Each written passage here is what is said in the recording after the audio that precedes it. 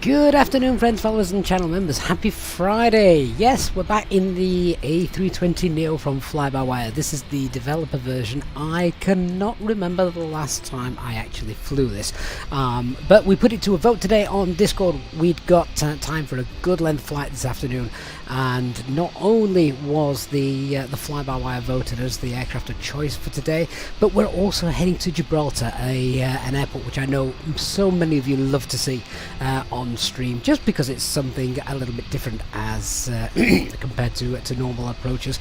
Luckily, I say luckily, luckily for me perhaps, not for you guys watching, but luckily the wind is in, I would say, my favour today. We don't need to fly around the rock. The winds are favouring runway 27 for our approach, so that's the one that's straight in and not having to go all the way around. So yeah, a little bit simpler in that respect, but still plenty to think about and plenty to discuss on the flight today as we do this real-line flight from Manchester down to Gibraltar with a flight time of just under 2.5 hours. So it's going to be a long old stream afternoon, so whatever you're doing this Friday afternoon, hopefully we can keep you company for the next few hours as we take you down to Gibraltar. Weather looking good, and we've even got an amazing jet stream today pushing us all the way there, which is why normally this flight can sometimes take up to about 3 hours, but we're shaving a good half an hour off that with the winds as well. So welcome on board, everybody. Hey Ginger, hey James, Roto, Wally, Jez, Mark, Dr. Magic, James. GSX Pro, is it fixed now? I mean, it was they've not really done anything to it. There's just a lot more profiles available for you to be able to go ahead and download so that they all work correctly without having to create them yourself. I think the pushback feature alone is worth GSX, and I also think it's on sale at the moment as well, so probably not a bad time to go ahead and get that. Hey Kidrick, hope you're well. We did announce this flight on the Discord earlier today, Kidrick. So yeah, if you're on our Discord server, you'll probably have known that. Who else we got? Hey Ben Thomas, how you doing, Ben? Great to see you as well. So thanks for coming on board. And Alan Wallace, hello to you as well. Now I've just realised that I've got a thumbnail for today's flight which I've not put on. So let me just go ahead and set that up, so there we go, people can see it as well. Hey Christian, good to see you as well. Will Smith, hey, and Uncle Samson, Richard Harris coming in as well. Now, welcome to our Twitch viewers as well. We've got Reese Lewis and who else we got on Twitch? Nimitsdev, hello. Lewis, am I using the Gibraltar scenery? I'm using the default Azobo scenery, but we have the military add-on to that as well. So that's going to be good fun to see when we get there. Although I would imagine it's going to be dark by the time we get into Gibraltar. I'm not sure what time the sun sets, but I'm guessing it is. Indeed, going to be quite dark. The sun's already setting here in the middle of the afternoon now in Manchester. So for our YouTube viewers, as per usual, the operational flight plan is pinned into the chat. Let's get on board our Airbus A320neo fly-by-wire, and we'll start prepping for our flight. So obviously we are on VATSIM, and God, it's just weird to be able to see the flight deck looks completely different. Why am I getting FS Realistic doing some G-speed? Can you hear that, guys? Can you hear that? Hang on. What is going on in my flight deck?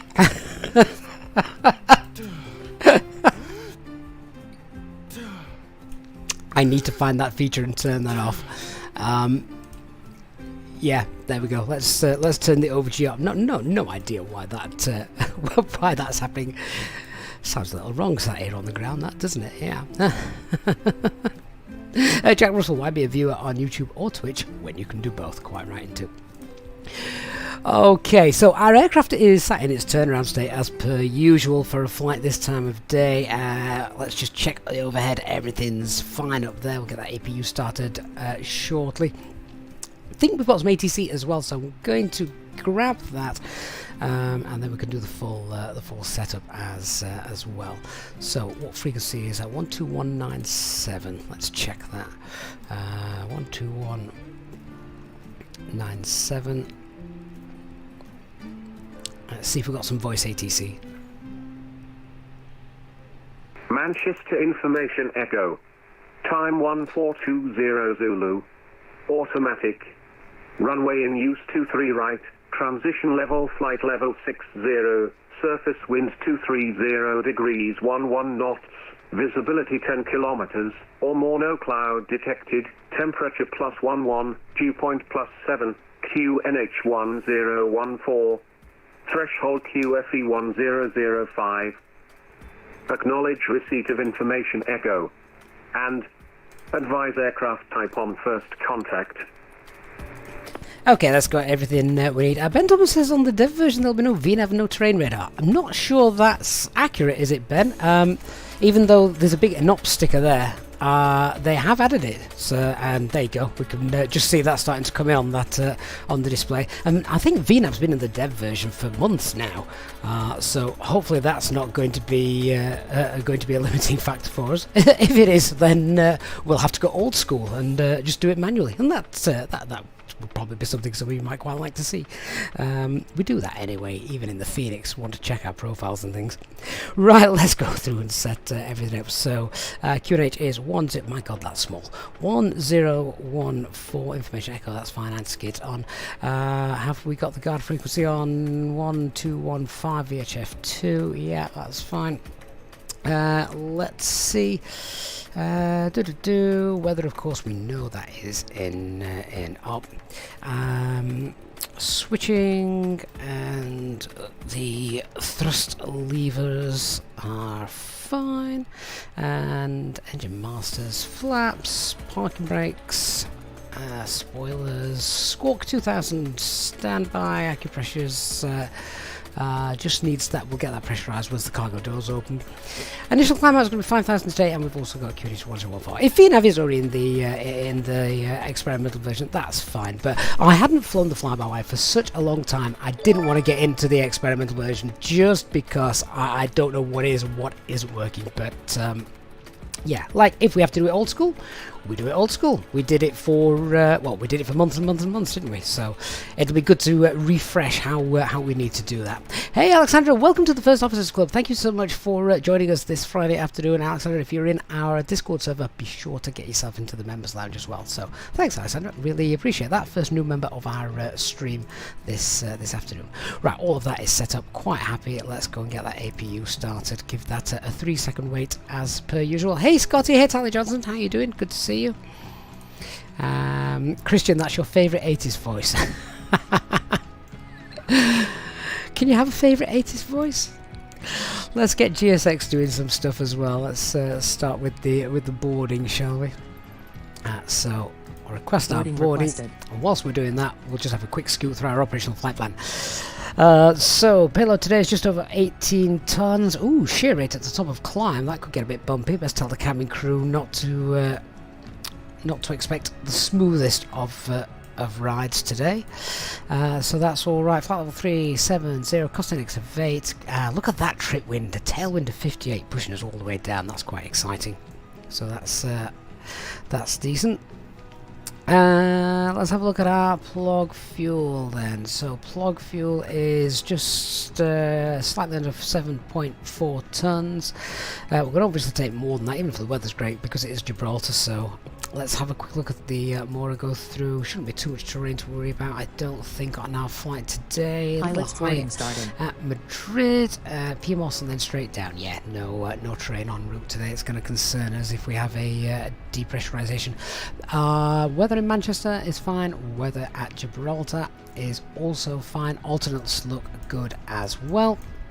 One thing I do like about the Phoenix is the way you can, the way they segregate all the different parts of the operational flight plan. Obviously, we just have to scroll through the whole thing today. But let's have a look at the weather at Gibraltar. So obviously, always check the latest. Oh, hello, Mr. Dispatcher, and the pilots moonwalking the way to the aircraft there. That's interesting. So at the moment, what have we got? That's Malaga. It was a broken 25,000 feet, temperature's 21. QNH is 1023, no significant change to expected, and expecting winds of 270 That's fine. That basically means that we're going to, runway 27 is going to be planned today as well. So that's fine, isn't it? Yeah. Departure airport. We've just heard the latest 80s. We're going to get out of here before some nasty weather and winds come a little bit later on. No times to really concern us. Interesting that Alpha 2 is close here in Manchester. So basically the only thing that would mean is Alpha 2 is right at the end of our departure runway. So if we were taking off and we had to reject takeoff, and for whatever reason we were all right to the end of the runway, which isn't beyond the realms of possibility, then we would need to turn around on the runway and backtrack. We couldn't just vacate because it's right at the end. So just worth bringing that into the brief. Boarding starting. We'll read through. We've got plenty of time to read through all the no tabs and things for Gibraltar on the way there, but there's nothing really that's going to concern us. Let's have a look at. Let's just. Oops, where have you gone? Just finally have a look down here at the route. There we go. Pretty direct route. We evolve all the areas of icing and CB's turbulence and things, but just look at the jet streams that we've got blasting over the top of us. So that's what's really helping us get down there really quickly today. So that's well, that's very favourable for the airlines because it's cheaper, less fuel, and for the passengers because the flight time is shorter. So what fuel do we take? Well, we've got everything going in our favour today. So 8 tons. I think should be good. I don't know what the fuel burn is currently like on the fly-by-wire. I say it's been that long since I've flown it, but 8 tons I think should be fine. Do you know what? Let's go 8.2 just to be on the absolute safe side. I think that's a bit overkill, but yeah, 8.2. Let's then go and set our payload and fuel. So if we just download that from the operational flight plan, 174 passengers. God, that's quite a lot, isn't it? I'm going to have to check our dispatch weight here because we do have limits going into Gibraltar given how short the runway is. So let's just let's see if we do that. Hang on, can I bring this on screen so you guys can see this? Yeah, hopefully you can see that. Right, dispatch regulated landing weight. So we're going to have a decent headwind for landing of around 10 knots. That means we will land our regulated landing weight is going to be 70.6 tons. Let's jump to our operational flight plan and see. If we plan to take the extra fuel, we're going to be well under that regulated landing weight, even with almost a full payload. So that works out quite nicely. Also, this is all based on standard QNH 1013. It's 10 hectopascals higher than that, so we can throw another 3 ton on top of that as well. No problem with our regulated landing weight, so that all makes sense. Do these passengers know where they're going? What? Some are going some way, some are going the other. Never mind. But maybe they've changed their mind. They've seen who's piloting today's aircraft and think I'm not getting on board with him. Right, so we're happy with the fuel 8.2. Let's go get that loaded in. Just check all our payloads done. Let's load that in as real time. There we are. Hopefully, does that now start loading? Have I done that? Have I done that right? Or do I need to just now re-download that real time and begin boarding? There we go. That's better. Yeah. So fuel as well. What did I say? I want 8.2 tons of fuel, and again we'll board that in real time. That's going to take around 7 minutes. There we are. Cheetah, am I participating in the Gatwick event, the VATSIM event tonight? No, Cheetah, mate. We're on our way to Gibraltar. Then after that, England football match. Animal Clip says, "Hi Gav, long time no speak in chat. You've been very sick. Oh mate, that's no good. I hope you're on the mend now." Animal Clips, because yeah, it is. It has been a while, hasn't it? Right, passengers obviously coming on board. Well, some changing their minds by the looks of things. Passengers coming on board, and we've got refueling is underway. We'll go and set the box up and things like that in a moment. Cool. 2 hours 23 minutes estimated flight times. Have a look at the data page. So IRS, we have our 3 nav greens. Timber21, Uncle Samson and Darky on Twitch as well. Thank you for the follow, guys. Appreciate that. Aircraft status, LEAP engines, valid air cycle, all is good. Let's do our init request. Ginger, since there is no load sheet similar to the Phoenix where we can check the takeoff, right, so I'll show you, as long as I can remember how to do that, Ginger, I'll show you how to do that here. What's not in the database? I don't like messages like that.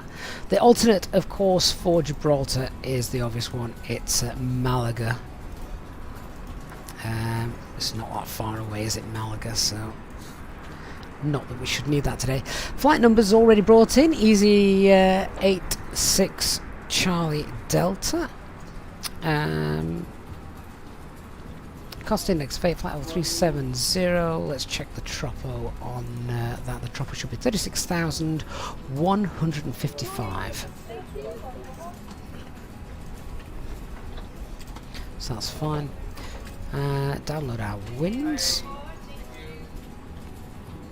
That's all done. I think it downloads them for all the different phases as well. Oh, can we request our cruise winds? Oh, that's quite neat. We'll go and get all of those. That's fine. I like that. That's quite neat. And the IRS in it, just check our position. So we're at stand 6 here at Manchester, so just cross-reference this with the Navigraph charts that we've got. So 53.21.6 north to 61 west. Okay, all's fine there. On to our flight plan. So what are we expecting? Runway 23 right for departure. On the Cookson 1 Romeo.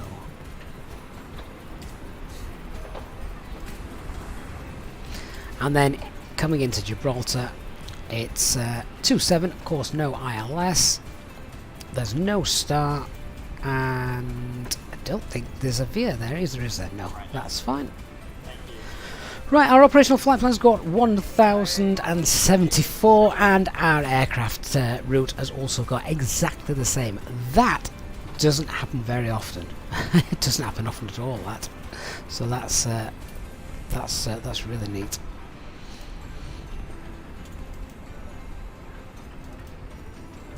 Okay.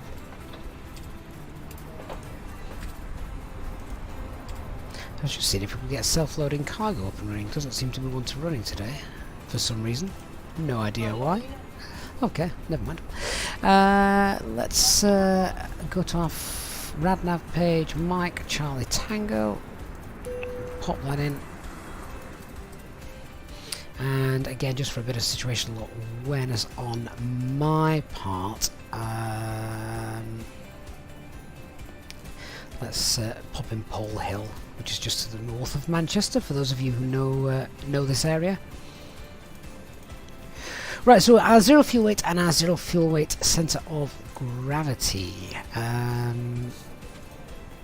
Now, can we get this off the... Can we get this off the dispatch page? Weights and balance, let's see. Yeah, here we go. Look, so that's our planned and that's our current. So we'll go with the planned. So we've got a zero fuel weight of 50.6. That seems low, doesn't it? In fact, that seems very low. What's our operational flight plan? Operational flight plan has got 60.6. Did I misread that? Oh, I did, yeah, 60.6. Thank goodness for that. 60.6, let's just clear that out. And then our zero fuel weight CFG, is that shown on here? Yeah, 24, call that 24.1. Hey Jason, good to see you.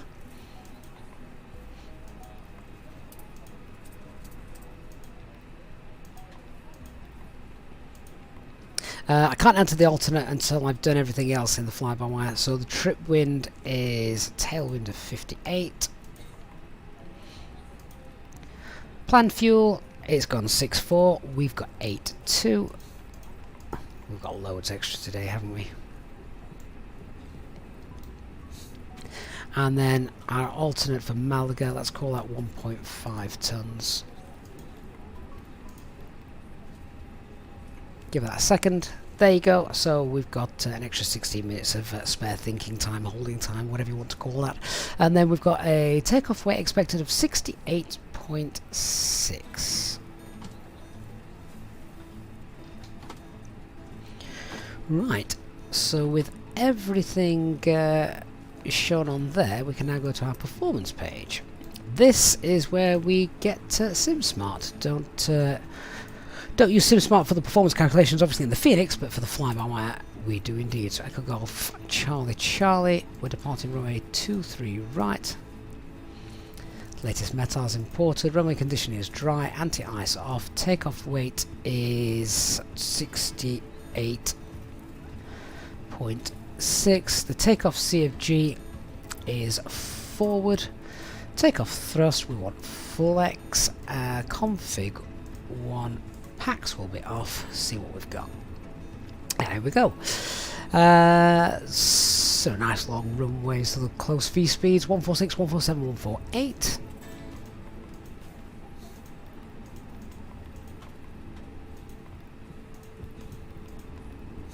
Transition altitude here in Manchester is 5,000. Thrust reduction, acceleration values again from SimSmart 1249. That's for all of them, thrust reduction, acceleration, and engine out. So we'll update that.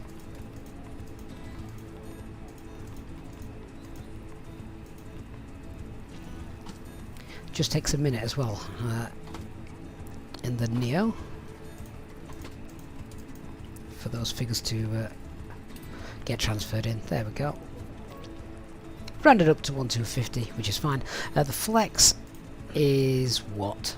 67 and config 1.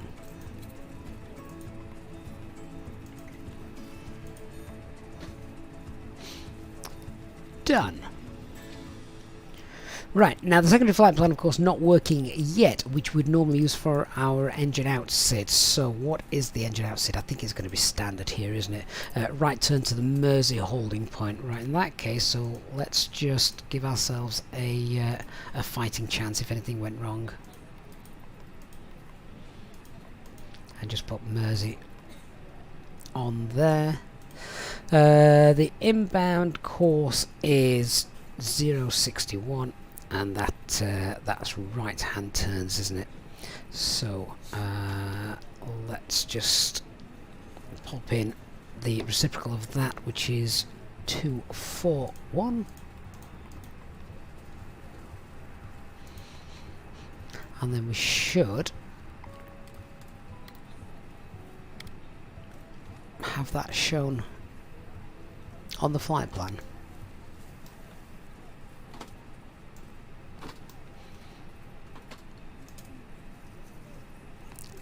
Actually, is that spelt wrong? Should it be M-I-R-S-I?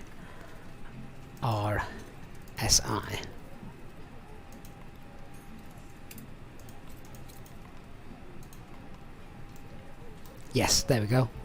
Did wonder where it is. I thought it should be somewhere to the northwest of us. There we go. That's our engine out holding point if we need it. Alright, quick check through the flight plan then, and then we'll start doing some briefings. Discontinuity, so let's just clear that up. All's looking good. Nice departure down to the south. And no discontinuities there. So in a little bit we're going to sort of manipulate the arrival, and you'll see how we do that on flight, because there's no standard instrument departure, there's no ILS or anything daft like that, so it's just almost a, if ATC was on, it's a surveillance radar approach, which we'll just do without ATC, of course, if ATC isn't there. And I think that is pretty much us all set up. All happy and good. Are we are boarding, aren't we, with GSX? So that's fine. How often does the weather update in the flyby? Is that all automatic? We've got raw data, or we've got we've got the cheat sheet, which I quite like. That's quite neat. All right, let's do the brief then, and then we've got a nice long flight ahead of us. So weather here in Manchester, as we heard as well in the 80s right at the start of the stream, we've got no clouds, wind speeds 2309, so a nice headwind for our departure, temperature 11, 2.6. QNH is 1014, no weather concerns on departure, runway conditions nice and dry. It's not rained here for a while, which is rare. It's been bucketing it down for the last week, but nice and dry today. Weather en route, we managed to avoid all areas of turbulence and icing, so that's quite good. We also get a nice tailwind, so we're expecting that as well. Weather for our arrival, a nice headwind approach onto runway 27, so again the weather is looking quite neat. There is a chance of some turbulence, however, when we get to our top of climb, which is around about 20 minutes into the flight, so just let the cabin crew know that there is a chance that it could be a bit bumpy until we get to that point. So that's that's the weather discussed. Aircraft type is A320neo, something we're obviously not used to seeing too much of on the channel. We probably need to do it more justice and fly it more often, don't we? I know you guys enjoy it, and yeah, great work as always from the FlyByWire team. So fully serviceable with the exception of secondary flight plan and weather radar. Apparently VNOV's not working either, but I'm not too concerned about that. We'll see how that works itself out as we go. But yeah, if not, we'll do it old school way, which will be fine. Threats to be aware of, not too many for our departure, to be honest, because Manchester, well, I'm quite happy with Manchester. Manchester is my home airport. Well, certainly is now. Doncaster's disappeared, sadly. But if we just bring up the charts, you can have a quick look around Manchester. Terrain-wise, particularly departing out this way, is absolutely fine, so no train to worry about. The Pennines are behind us. We've got a little bit of traffic around. I think we've got some ATC as well, so that's quite nice, and we're not going to need anti-ice or anything like that on departure, because it is just a rather beautiful day. Let's talk about the taxi then, what we expect. So we're Pier Bravo and stand 6. We're going to push back facing south. We'll then probably get told something like Lima Kilo, that's the norm. And then, oh, I know what I haven't done. Right, I've planned for a full length departure. Let's just change that to departure from Mike, in case ATC want us to go from Mike, and that's easily doable. We just need to check. 23 right, takeoff distance available from Mike is 2,567. Right, 2,567. I'm just going to have to change this, aren't I? So let's do that. Restart. I just pop that information in again.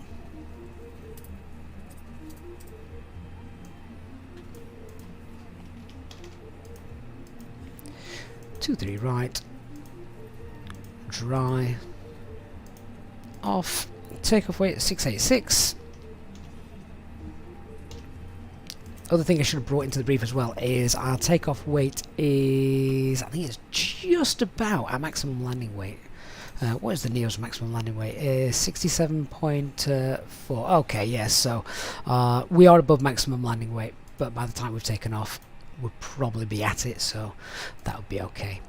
Now, I want to use not the full runway length. What did I say? We wanted from Mike, it is 2,567.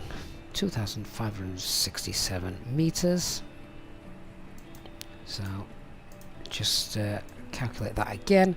Yeah, so that has changed a few things. Let's go ahead and update that. Back to our performance page. So it's now 138, 139, 141.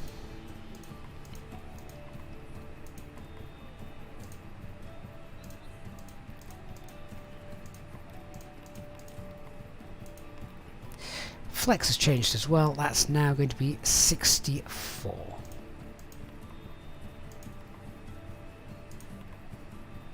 There we go, so we just updated those. V-speed is 138, 139, 141, and we've got S-speed 154, S-speed 198, and cleans 223. So let's just talk about that departure. Departure straight out on the Cookson 1 Romeo, and initial climb 5,000 feet, and we're expecting, we've We're expecting a a climb from Scottish Control, but I'm not sure they're online, to be honest, so don't worry too much about that.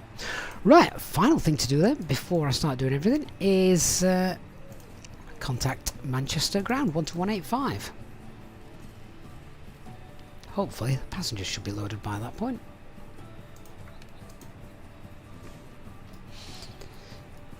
Just check what latest information we've got. Information Foxtrot. You can taxi on point Juliet 1 runway 23 right via Lima, Papa, Kilo and Juliet. Taxi holding point Juliet via Lima, Papa, Kilo and Juliet, easy 181.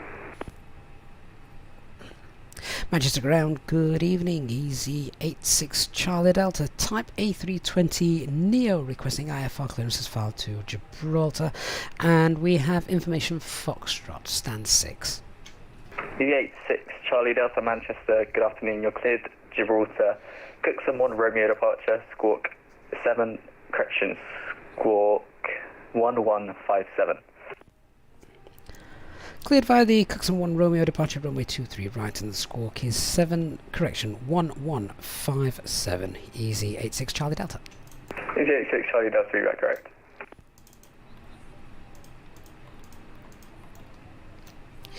Squawks in, and we'll just detune that for a second.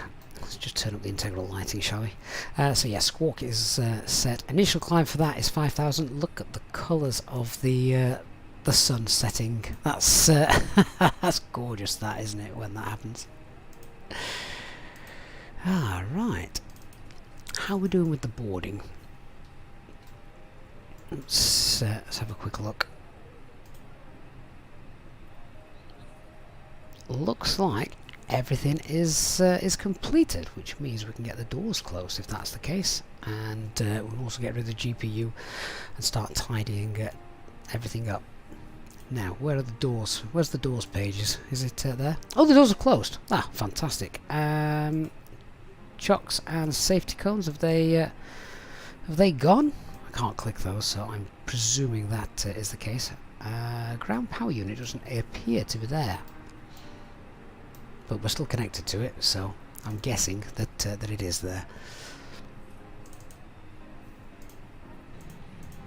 Ladies and gentlemen, welcome on board our EasyJet service. Please place your large bags into the overhead locker, wheels first, and keep your small items under the seat in front of you. These include laptops, handbags, duty-free and loose items of clothing. Once you have safely stowed your cabin bag, please take your seat. To help us ensure a prompt departure, we would kindly ask that you keep the aisle clear, enabling all remaining customers to board. Your seatbelt can now be fastened ready for departure. This is a no smoking service. Thank you for observing this policy. Oh, I've not seen this before. So our estimated time of departure actually was at 3 o'clock according to Simbury flight plan. That's really neat. Is that just random, or does that just work? I've not seen that before. Clearly we are late. So, well, nothing, never mind, nothing I can do about that.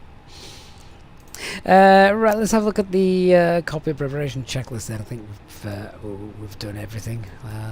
Just check that fuel is all balanced. It is. Are we still not burning any fuel with the APU? I thought that would have been fixed by now, to be honest. Anyway, cockpit preparation checklist. Aircraft acceptance has been completed. Fuel quantity is 8,200 kilograms. That's balanced. Seatbelt signs are on. Our ideas, we've got 3.5 greens, and the bar F is 1014, 250 feet. Ladies and gentlemen, from the flight deck this morning, let me welcome you on board this EasyJet aircraft as you settle in for what we hope is going to be a most enjoyable flight. The weather today doesn't look to be posing much of a problem, so we should have a nice smooth ride for you throughout the duration of the flight. And as the cabin crew continue making their last preparations, if you could please assist them by getting yourselves sat down, your seatbelts fastened, and make yourselves nice and comfortable. The ground crew have now finished loading the aircraft, and we're just about finished with all our pre-flight checks, so it won't be long until we are pushed back. If you could please give the cabin crew your full attention as they go through the safety briefing, we'd very much appreciate it. So on behalf First Officer, we'd like to say thank you for choosing EasyJet today, and we look forward to giving you a safe flight. We are ready for pushback. Oh, of course, it's GSX, isn't it, with the parking...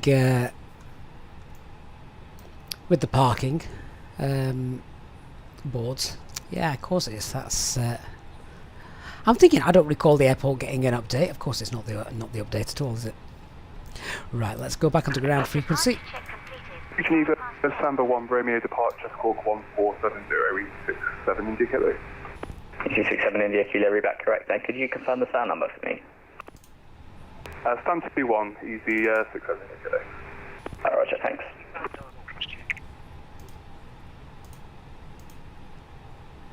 Ground easy 86 Charlie Delta stand 6. We're ready for push and start. EJ6 Charlie Delta, Roger. You'll be number 2 for push. Hold position for now. We'll go easy 86 Charlie Delta. Right, we'll just sit and wait here, chat amongst yourselves, guys. Hope you're all well on this Friday afternoon, and for my fellow countrymen, hope you're looking forward to the football match a little bit later on. Easy 181, nothing further. You can monitor Uniform 1. Sincere condolences to the Welsh. 128. That was painful. That was painful to watch.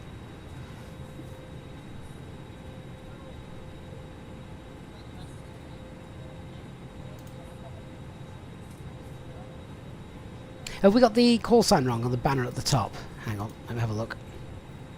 Yeah, it should be 86 Charlie Delta. I'll quickly amend that so we're not confusing things. A320 passes from left to right on Papa. You can taxi stand 1-1 via Bravo and Juliet Echo.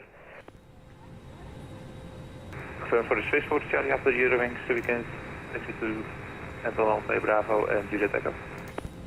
Yeah.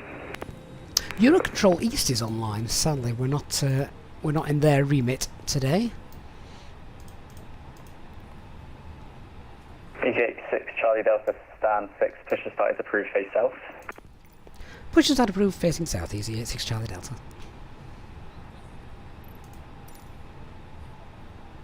So our tail will swing to the left. Locking gear. Beacon lights are on and transponder. Acupressure is now in the green. Start timer. I can see the beacon light reflecting off the jetway. How cool is that? EG221 is ready for taxi, please. EG221, Roger, hold position for now. Hey, Sam Wesley. Hold position, EG221. Yeah, definitely. ATC is much needed.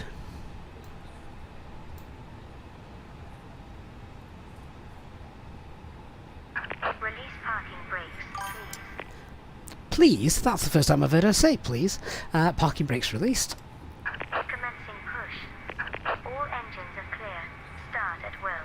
Engine mode selected to ignition, starting engine 1. Hang on, before we do that, parking brake is now released. Takeoff data has been confirmed. Windows and doors are closed and armed. I just need to double check that on the door page. Yeah, there we go, confirmed by the slides. AFB and phone is switched off. Doors are closed and armed, and the beacon light is on. Okay, right, now starting engine number 1.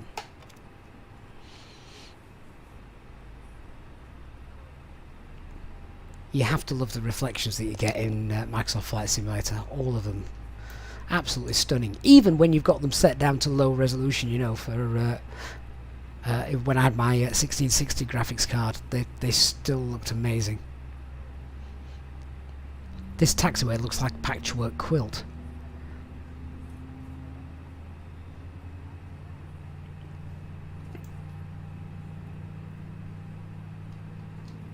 Hey, Wicked Cookie. Great name.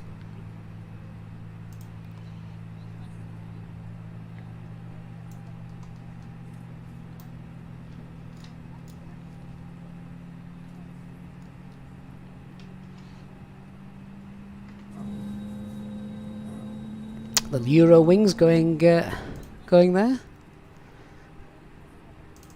Ladies and gentlemen, we now ask for your attention while we take you through the safety procedures on this aircraft. A safety card is in your seat pocket, showing the exit routes, Parking brake set, oxygen masks, life jackets, and brace position that you must adopt if you hear brace, brace. Engine 1's happy, starting engine 2. There are 2 emergency exits at the rear, 4 in the middle, and 2 at the front of the cabin. Floor lighting will guide you to an exit. Please be aware that your nearest exit may be behind you. In an emergency, leave all cabin baggage on board. Your seatbelt is fastened, adjusted, and released as shown. It must be fastened when the seatbelt signs are on, and we recommend that you keep it fastened at all times. If the air supply fails, masks will drop from above you. Pull a mask towards you to start the oxygen. But the mask... All stations, New Manchester QNH 1015, New QNH 105, Manchester out. To adjust. Put on your own mask. Okay, QNH 1015, higher pressure. That doesn't affect our take the life performance under your seat. Put it calculations. over your head. Pass the tapes around your waist. Click together and pull the strap to adjust. Do not inflate it inside the aircraft. When outside, inflate by pulling the toggle. If it fails to inflate or needs topping up, blow into the tube. There is a light and whistle for attracting attention. We also carry flotation aids for children. Your tray table must now be stowed, armrest down, window blinds open, and seatbelt fastened. We wish you... EZ221, you can taxi on a point Mike 1, runway 23 right, via Lima. Right, so our engine number 2 is happy as well. Engine mode selector to normal. Lima Papa Kilo Bleeds and Juliet, off. EZ221. Spoilers, rudder, flaps 1, set our trim.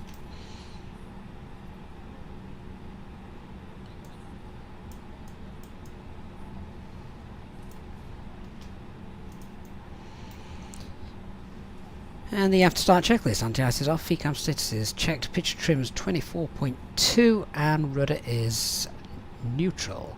Now, speaking of the rudder, have I got this set up correctly for the fly-by-wire? Let me see. That looks good to me. Right, well, let's do a flight control check. We've got an aircraft in front of us, so we might as well make use of the time. So we've got full left, full right, neutral, full up, full down, neutral, rudder, full right, rudder, full left, and neutral. Christian, are you the Eurowings? Ah, nice. Very nice. 6 Charlie Delta, you ready for taxi? Is it 6 Charlie Delta? Yeah, ready for taxi. Roger, you can taxi on point Juliet 1, runway 23 right, via Lima, Papa, Kilo and Juliet. Lima, Papa, Kilo, Juliet, to hold point Juliet 1 for runway 23 right, easy 86 Charlie Delta. And easy 84 Whiskey Charlie, stand 6 after the company, A32NX, Lima, from left to right Papa, on Lima, push Kilo, and Juliet.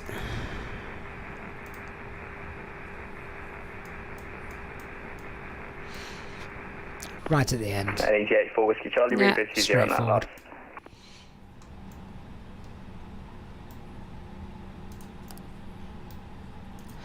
Taxi lights, auto brake to maximum, transponders fine, get our weather radar prediction of wind shear on, TO config. EZ67 Indicator, stand 21, and terrain radar. Oh, we have to ding our cabin as well, don't we? Kilo, Roger, stand T1, push and start is approved, face east. Stand T1, push start approved, face east, yeah, EZ67 Indicator. Have to remember as well that the Neo will taxi under idle thrust, so it doesn't need too much to move around. Socotec, if the QNH is lower, yeah, you add 1 degree to the flex.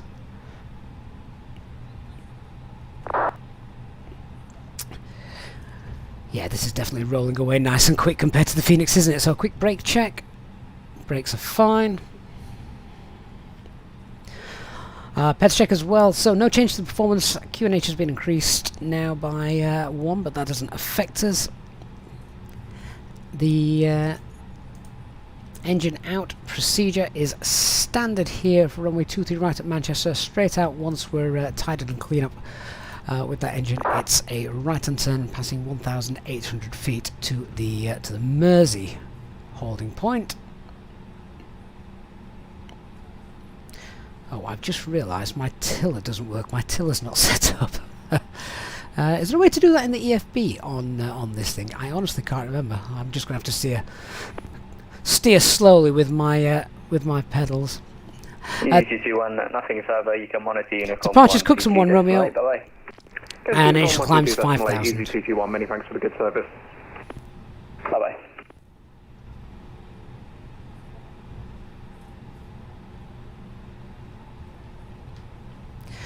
Right, onto the left, we'll do the checklist once we're down on this nice straight part just here. Might have to use a little bit of differential braking to to assist. Hey, Meetov on Twitch, and Dretax Fleege as well. Good afternoon to you. Thanks for stopping by.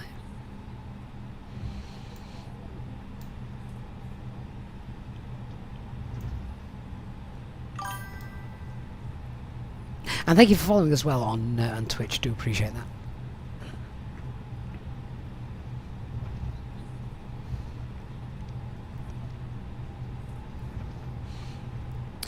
Ground easy 86 Charlie Delta. Is it possible to take intersection Mike 1 for departure? Yes, no worries. Mike 1. Roger, continue taxi and yeah, we'll hold Mike 1 for runway 23 right, easy 86 Charlie Delta. Save some fuel, save the taxi time. Hey DT49, good to see you. Graham, good afternoon, 1 at 1, stand 112, requesting IFR to Dalaman.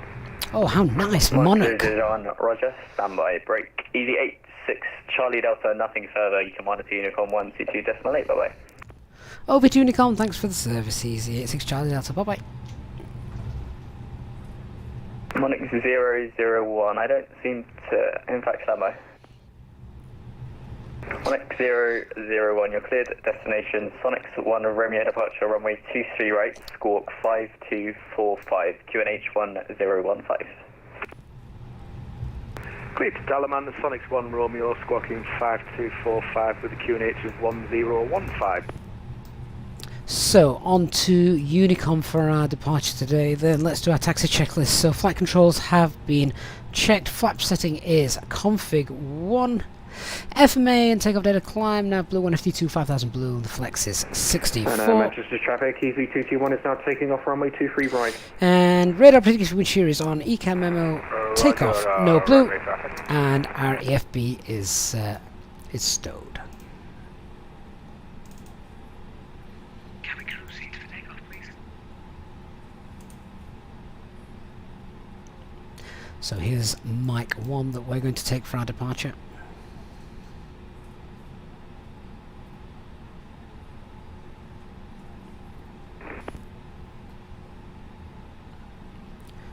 Just hold that there.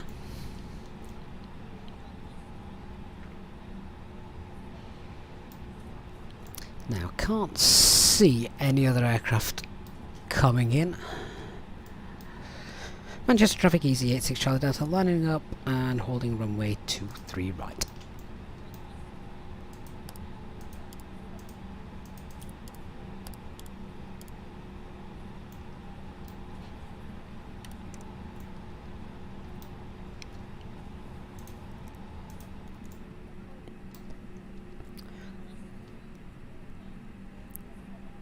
I think we have just had one takeoff ahead of us.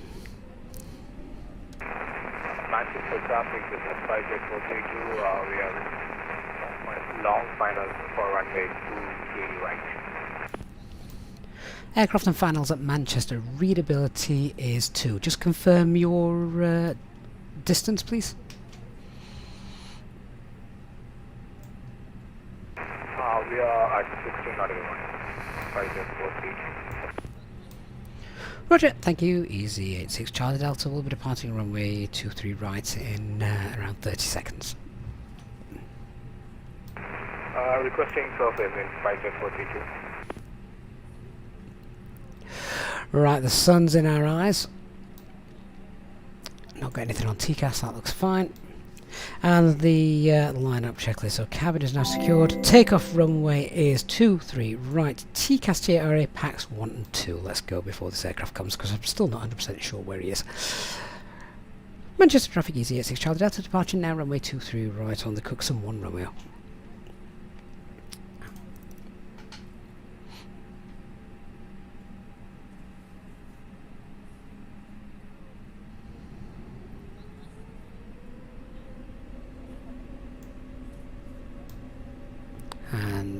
stable. Set takeoff thrust. Man flex SIS runway.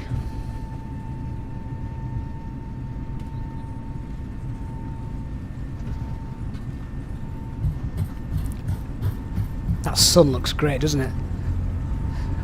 100 knots. Wind straight down the runway. V1 rotate.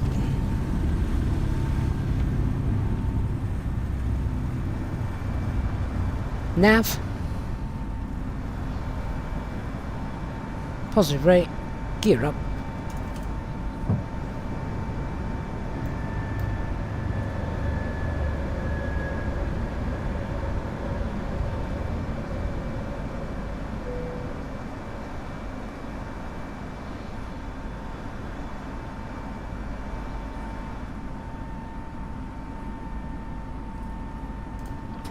Autopilot 1 engaged. Set climb thrust. There we go. Thrust climb. Climb. Pack 1 on.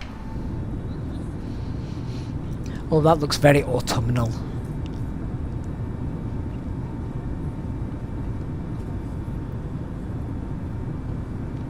Those wings look very clean compared to the Phoenix and the A310.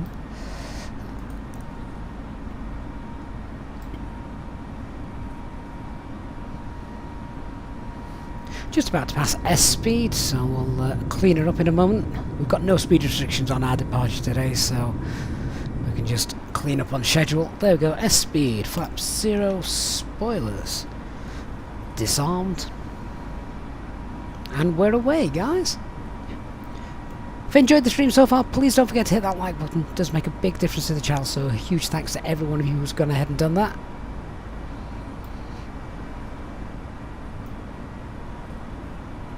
No further ATC. Let's set flight level 200. We're going to go open, pull standard, open climb, flight level 200 blue.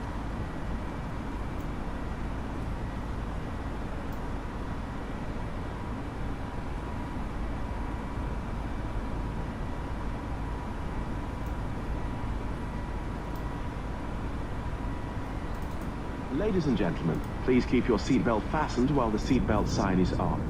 We recommend that you keep your seatbelt fastened whenever you are seated. Toilets are located at each end of the cabin. Remember that smoking is not permitted at any time. This includes e-cigarettes. DT asks on Twitch, is there a tool available which gives you the takeoff runway distance needed? Takeoff runway distance needed, I suppose you... there is a limitation on runway length, but realistically for the 320 you need, it's not so much distance needed. I don't think there's one of those available in the flight sim, but you can obviously put in the takeoff distance available, because that information is given on Navigraph.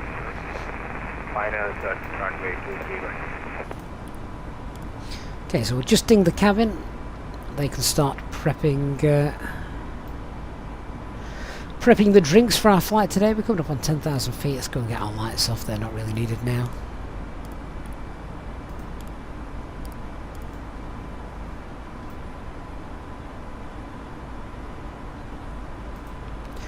So 10,000 feet for airports. Traffic ET67 indicator on the holding EFIS. towards the 123 right. Traffic and fine other than flight.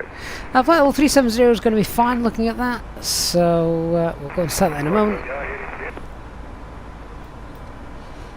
We'll go clear our RadNav page out.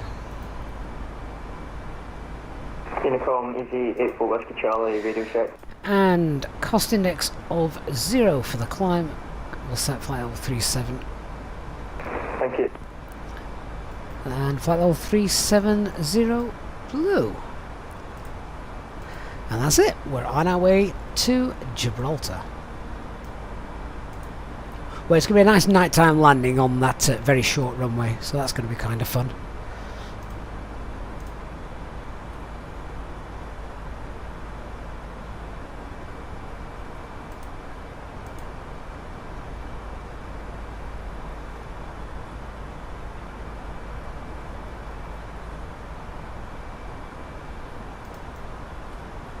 Murad says, hi, thanks again for the helpful uploads on the channel, very helpful. No problem, Murad. Glad you like them, and of course thank you for your channel membership as well.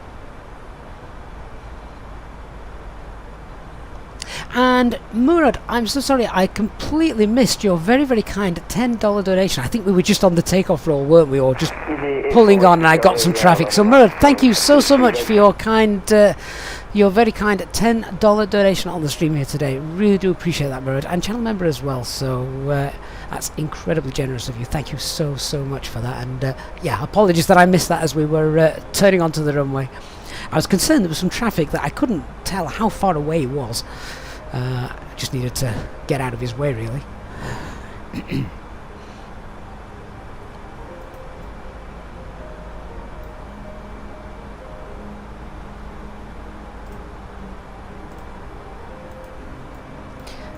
I think we can get rid of the chart there. We don't have the... Correct me if I'm wrong. We don't have a flight sort of map now, do we, on the EFB in the fly-by-wire? Is that correct? Get the seatbelt signs off. Got some nice... looks like nice clear weather ahead. Did say we could have some in about 15-20 minutes. There could be a little bit of turbulence, so that'll be interesting just to see if that that happens in the sim. Ladies and gentlemen, the seatbelt sign has now been turned on. You are now free to move around the cabin and the toilets are now available. However, when in your seat, we recommend that you keep your seatbelt fastened at all times in case of unexpected turbulence. Please contact a member of the cabin crew if you require assistance. Thank you. TD on Twitch asks, he was just asking himself, how can you check if the takeoff distance available is sufficient for the actual A320 weights and setup? You can use something like SimSmart, because if I just bring this in, let's have a look. If I go and choose a runway which is well, it's quite short. Well, let's have a look at Gibraltar. Hang on, that's not the right code. Yeah, so if we have a look at Gibraltar, runway 27, grab the METAR, just put in conditions dry, anti-ice off. So if we put a takeoff weight in here, let's put in a takeoff weight of 70 tons. Flex, we'll go config 1 and the pack's off. If we try and hit calculate there, so it'll tell you that yeah, this is all doable. You can see there's a maximum takeoff weight though.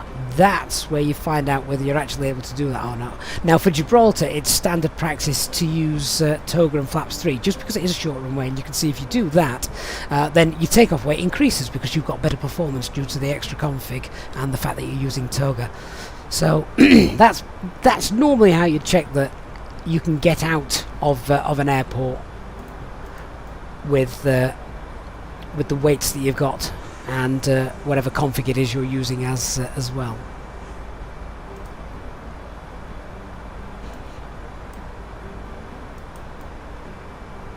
Right, this is a long flight today. I'm kind of concerned about the gambling that may take place during today's flight.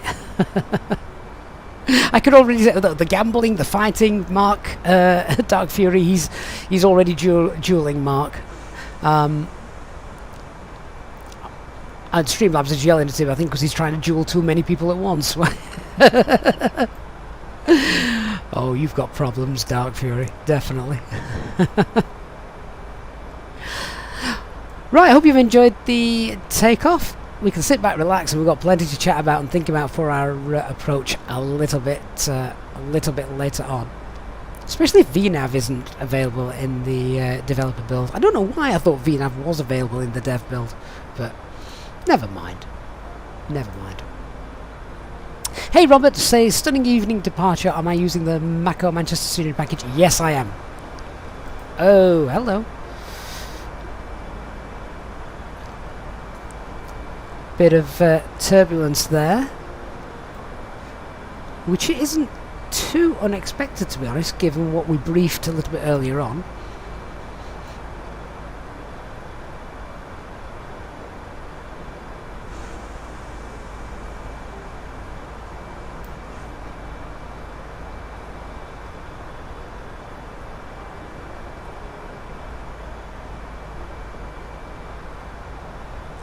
I'm just waiting to see what the winds do, because that's the cause really of that kind of turbulent effect that we just got there. Dan Skelton, hey Dan, how you doing, mate? It says everyone's got gambling problems on this flight. Zorro DK, do I have FS Realistic enabled at the moment? I do indeed, yes. Hopefully it won't play too much havoc with it. I do like it. I do like FS Realistic. I think it does add quite a bit in terms of its immersion and things. So yeah. Sean says the old tried and trusted fly-by-wire today seems to be going up like a rocket. We're only climbing 1,000 feet per minute.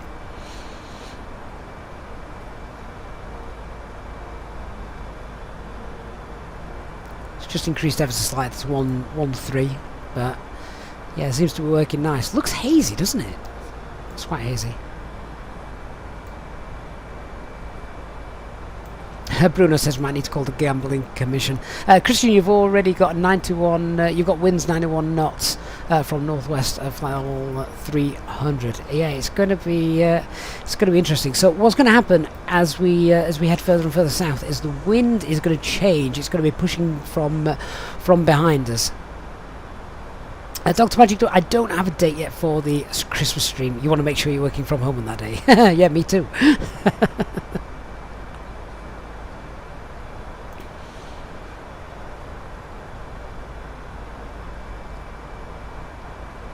Dark Fury says, do you need to contact FS Realistic for an upgrade? Does it won't allow to upgrade only by?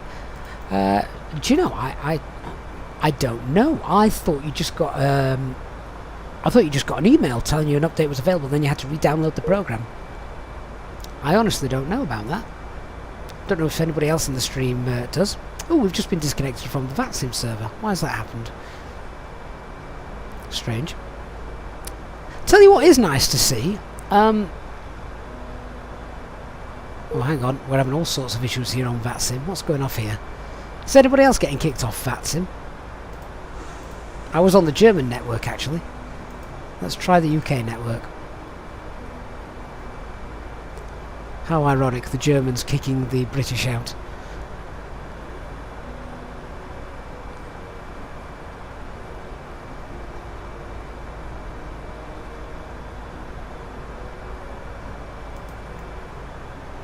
That seems to be working okay now. Yeah, how nice is it to see, well, I did see East Midlands Approach was online. That's quite a rarity. I think East Midlands is a much overlooked airport, but I don't know of any really good add-on scenery for East Midlands. EasyJet used to fly from East Midlands quite a bit, but I think they only do the occasional flight now in the summer months. Cotton Eye Joe, yeah, I've also just got kicked off of VATSIM. I've just changed servers and we seem to be good again. Yeah, look at the wind. It's just now shot from behind. Do you know what? This could happen quite a bit. I'm just going to, till we get through this, I'm going to put the seatbelt signs back on, because I think it might not be the last time that happens. Ladies and gentlemen, the captain has turned on the fasten seatbelt sign. If you could please return to your seats and ensure that your seatbelt is securely fastened. If you are traveling with an infant, please ensure that they are secured safely using the infant seatbelt harness provided. Please contact a member of the cabin crew if you require assistance. Thank you. Oh, we've just been kicked off again. Right, what server is everyone using for VATSIM? Because I think they're having some issues.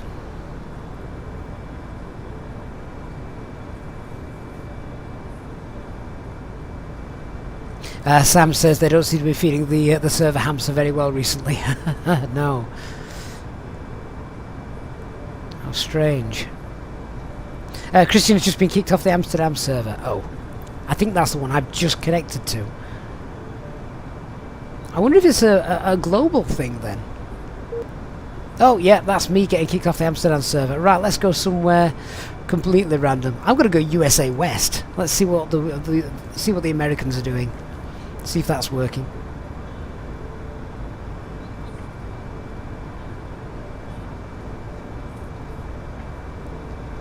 Does it actually make a difference? Oh no, USA West kicked me straight off. Didn't like me. Okay, should we try USA East? I mean, it's about 3,000 miles closer, isn't it? Ace, you heard the Bridgie might be developing East Midlands, but you're not sure how true that is. If that is true, they will do an amazing job at that. Rotofib says he hasn't had any problems with USA East. The only problem I've got now is it's taken ages to connect to that.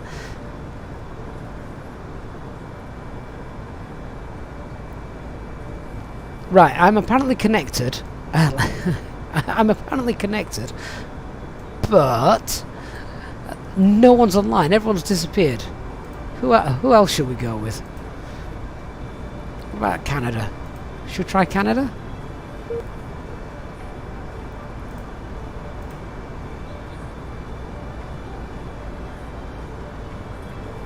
Oh, I think VATSIM's having an outage.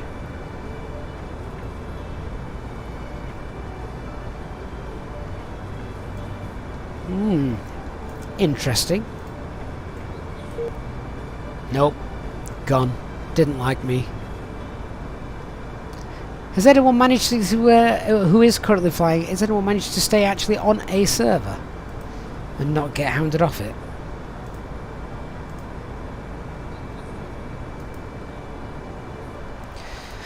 How are we doing with the climb anyway? What are we? 3-1. We've got a while to go just yet. So I'm keeping those seatbelt signs on until we get past that shear rate, which was at around about 20-25 minutes or so. Christian, yeah, maybe they're doing some something or upgrading maintenance-wise. Could be. Could be. Chaz1960 says he's been kicked off the ball. Oh dear. Christian says he's on Germany 1, so far so good. I've just gone back to the UK. I'm going to see what's happening here. Oh, and Christian's just been kicked off Germany again. Yeah, something's happening, isn't it? What happens to the VATSIM ATC when that takes place? When do they kick the ATCOs off as well, or is it just those flying?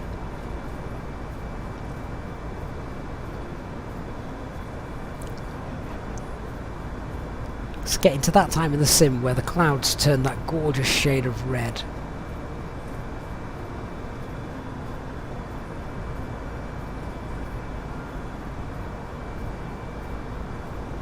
DC, good evening, DC.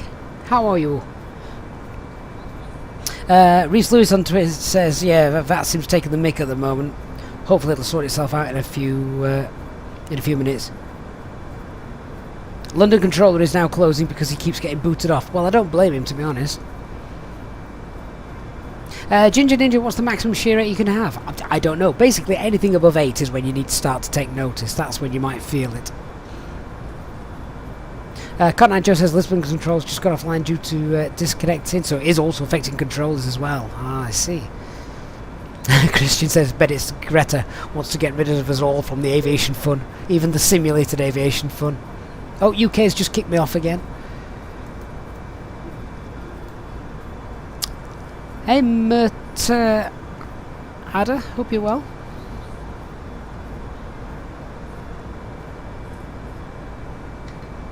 How long do you reckon we're going to have the sun for then on our stream today before it drops beneath? Look at this, the tailwind is now starting to work in our favour.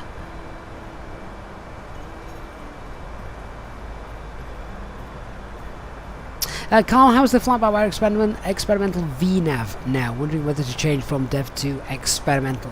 I don't know, Carl. I mistakenly have got the dev version in today because I thought that it had managed descent mode, but apparently, yeah, apparently it doesn't. So we're gonna go old school in a bit and work out when to start our top of descent and sort it ourselves, and it's fine. It's fine. You don't need VNAV. We've said this, didn't we, when the channel was in its infancy and when VNAV was not a thing in any of the aircraft available in the flight sim. We don't need VNAV. You can fly without it.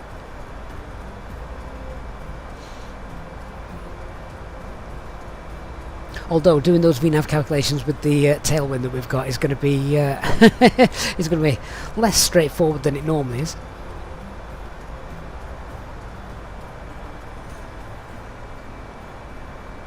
Carl, you love the VNAV on the PMDG though. It's the same with the Phoenix A320. Absolutely spot on.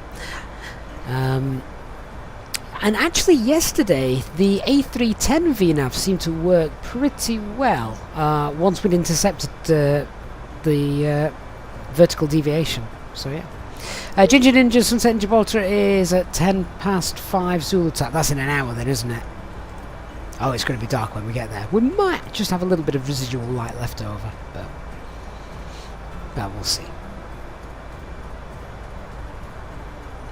I can't see too many controllers wanting to stay online, to be honest, if the servers keep playing silly beggars like this.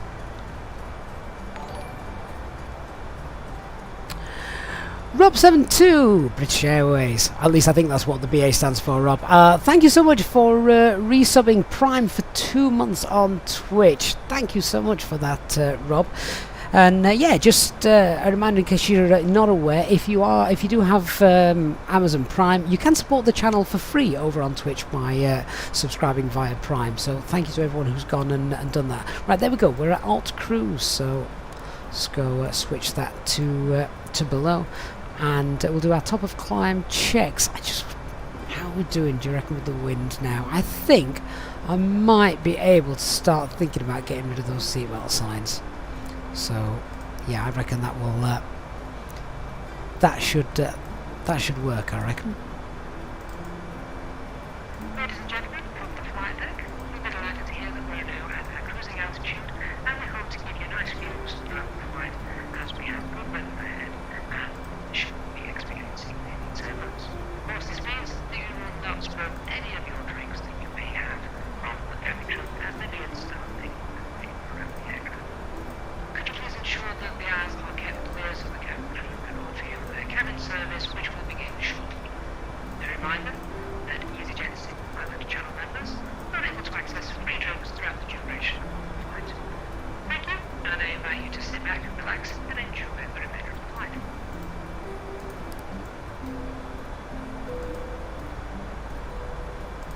Ladies and gentlemen, the captain has now turned off the seatbelt sign and you are now free to move around the cabin.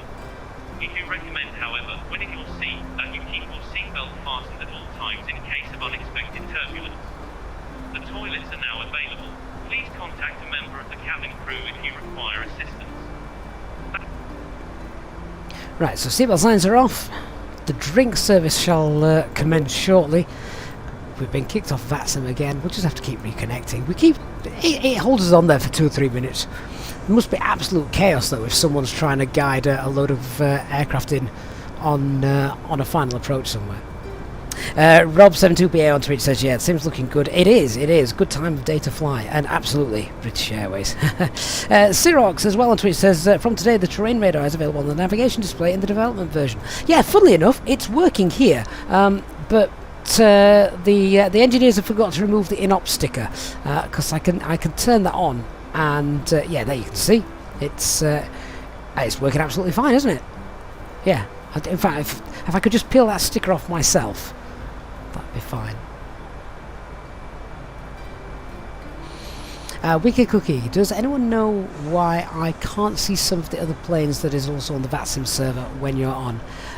If that is the case, Wicked Cookie, sometimes it's worth reinstalling VPilot and making sure you clear the VPilot cache as well.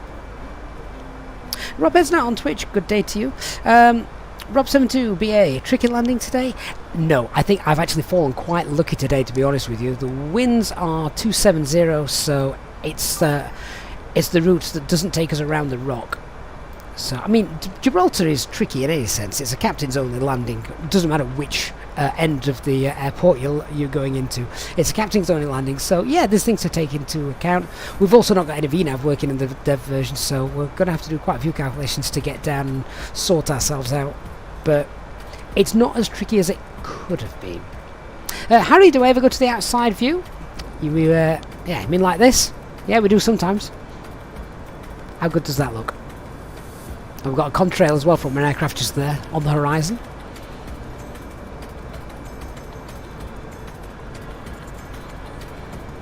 Hey Chris Cavana, good to see you mate, it's been a while. Has there been any announcements from Microsoft regarding the seasons? A bit behind with all the announcements. I've not heard of any, but I've used Rex AccuSeasons since it first came out, and I love it. I think it's absolutely a full immersion add-on for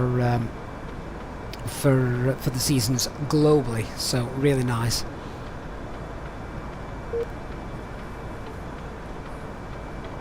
Robert says it's almost as chaotic as when the Gatwick approach controller announced that he was going for his tea when you were being vectored in a few weeks back. Yeah, we were all right there, weren't we? We got that sorted. Everyone's got to eat, though. Everyone's got to eat. Rob says on Twitch, Inop, it's not April Fool's today, is it? We're just missing a good weather radar, aren't we? That's what we're really missing. I'm spending most of my time now just reconnecting to the VATSIM. Sirox, thank you for follow, and Super Comedy as well on Twitch. Hello. And I'll do a fuel check as well here.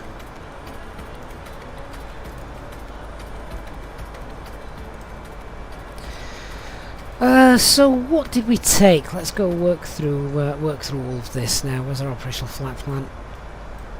So in order to work out what we've got extra fuel wise, what did we take? We took 8.2 tons. And all you need to do, if you're not familiar with doing this, is just a little bit of maths. So call that 7.4 rounded up. So we took 8.2. Take away 7.4, which gives us 0.8 tons or 800 kilograms, and then also include the contingency into this, which call that 200 kilograms. 0.8 plus 0.2 is a ton. So we've got a ton of extra, or we should have a ton of extra fuel on board. Now let's work this out. We're coming up to Notro, and let's see what we've got when we get there. There's Notro. So it says at Notro we should have 5.3 tons, but remember we've got an extra ton, so we want to make sure we've got around 6.3 or 6.4 tons, and we've got 6.5. So it's all good, all very good. Christian says you've got so many things going on now in the North Sea with the new Aerosoft mod. It looks very lively. So what's included, Christian? What? I just expect the occasional oil rig and windmill. Is that it?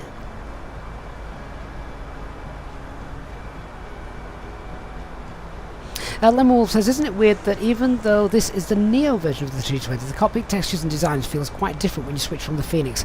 Do you know, when I loaded into this for the first time, this afternoon, I loaded into it and I looked around and I thought, this looks do you know what, and this will sound disrespectful, and I don't mean it to be, because the Fly-by-Wire team are amazing, but I thought this looks almost cartoonish compared to the Phoenix. The Phoenix is grubbier, it's dirtier, it's heavier on the textures, but then trade that off against performance. What would you rather have? We know that the Fly-by-Wire is far better performance wise than the Phoenix, and that's the reason why. It's just the texture qualities.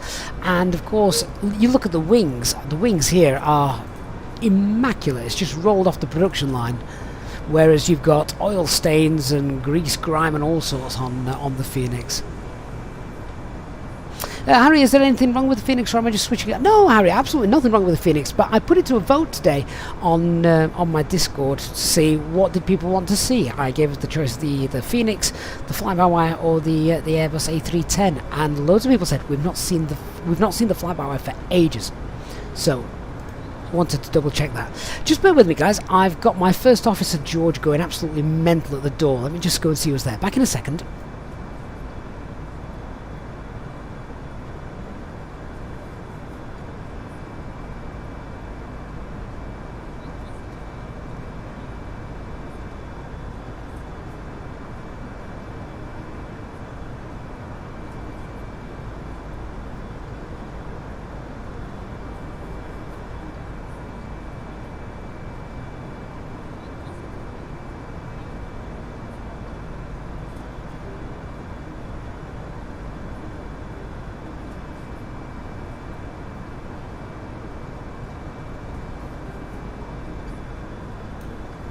Oh, sorry about that, guys. Back now.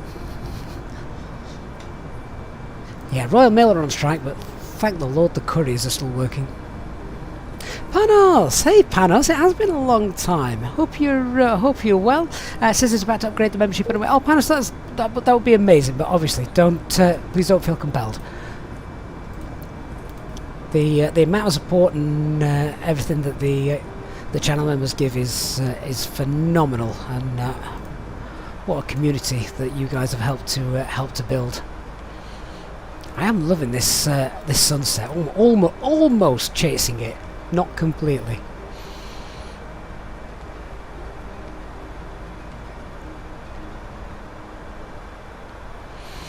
Christian, so... Oh, wow. Okay, so 388 heliports, 196 new airports, NDBs, ships, helidecks, winch locator. Oh, wow. It's hard to believe that lot's there actually in real life, isn't it?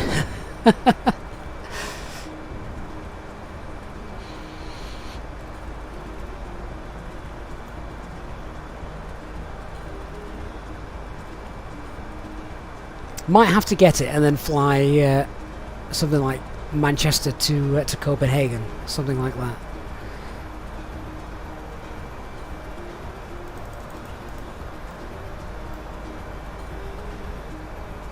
It's going to be dark soon, isn't it? Christian, you were kind of surprised how many rigs are sitting in the North Sea. Well, all that oil's got to come from somewhere.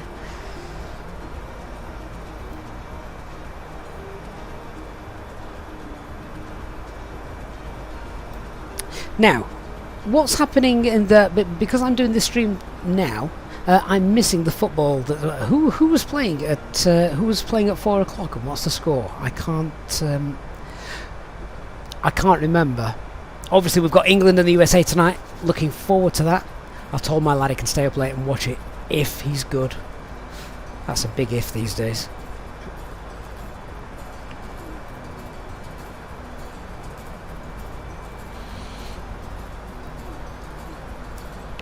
Wicked Cookie says, my flight's stuck on Volantra at the moment. Actually, all VATSIM planes have gone offline. Oh. Oh, it's Netherlands and Ecuador. Netherlands winning 1-0. Oh, come on, Ecuador. Not because I don't like the Netherlands, but everybody loves an underdog, right? Beeline, how old is he? He's 7. He's sort of just at that age where football's starting to pique his interest.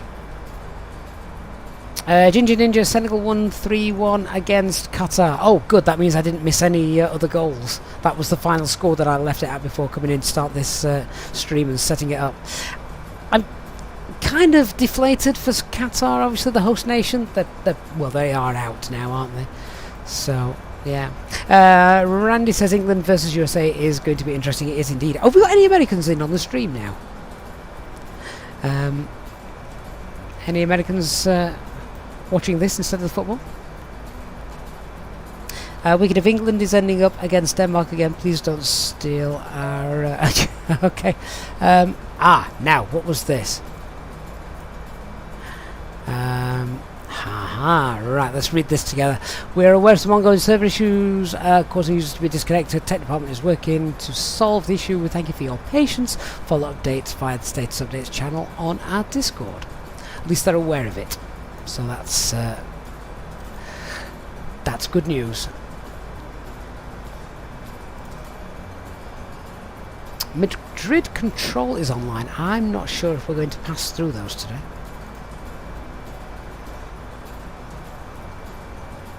Vihan Dave, you're in the USA. Are you a USA supporter though, Vihan? Lemon says it's going to be real hard for England to win tonight. Do you think? I don't mean that in a complacent, arrogant way. I mean, you know...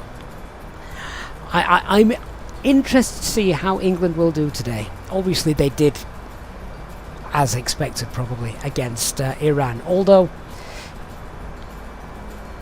Iran are, as we saw today, you know, they pose a threat. England obviously managed to break them down tactically, so how they do against America, very interesting. Sean Delaney, go USA. Sure, no, this isn't the experimental version. This is the what's the other one? Developer version. Randy says, let's get to see who keeps James Corden. You can have him. We don't want him. Sounds like a joke that me and my wife have. They said, you know what, if we ever get divorced, we'd be that couple that argues about who's having our kids, but not in the normal way. It'd be, no, you're having them, no, you're having them, no, I'm not, you're having them. Chris said, yeah, Iran were great today. Outplayed Wales completely, sadly. Yeah, sadly. Right, looks like VATSIM is almost completely broke at my end. Not sure what's happening for any of you guys.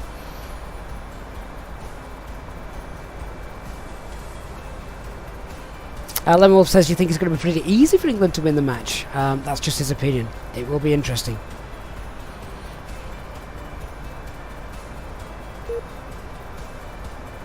Talia Johnson, hey Talia, good to see you. Says Canada and the USA, it's the women's teams that are the big threat. The men's not so much. That's true. The USA women's team, well, and Canada, they're pretty much like world leaders, aren't they? It's almost like they thought, we can't beat the men, but let's throw our efforts into the women because they're good. Right, my VATSIM's completely knacked.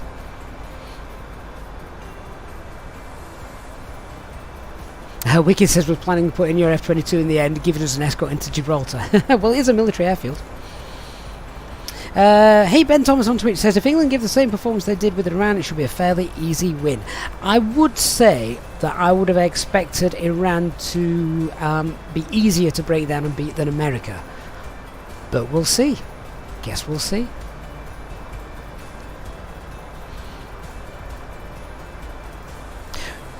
Right, so let's have a look at getting some weather. We've got Jersey just down there. I can't really see now. It's getting a bit dark and hazy. So if we have a look at getting some on weathers, where should we go for?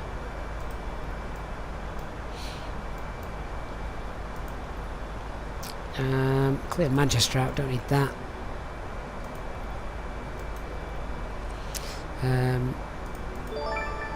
What is Lima? Is Lima Fox Romeo Sierra? Is that Nantes? I honestly can't remember. See the Nantes and one of the other ones around there. No, I'll pop that in.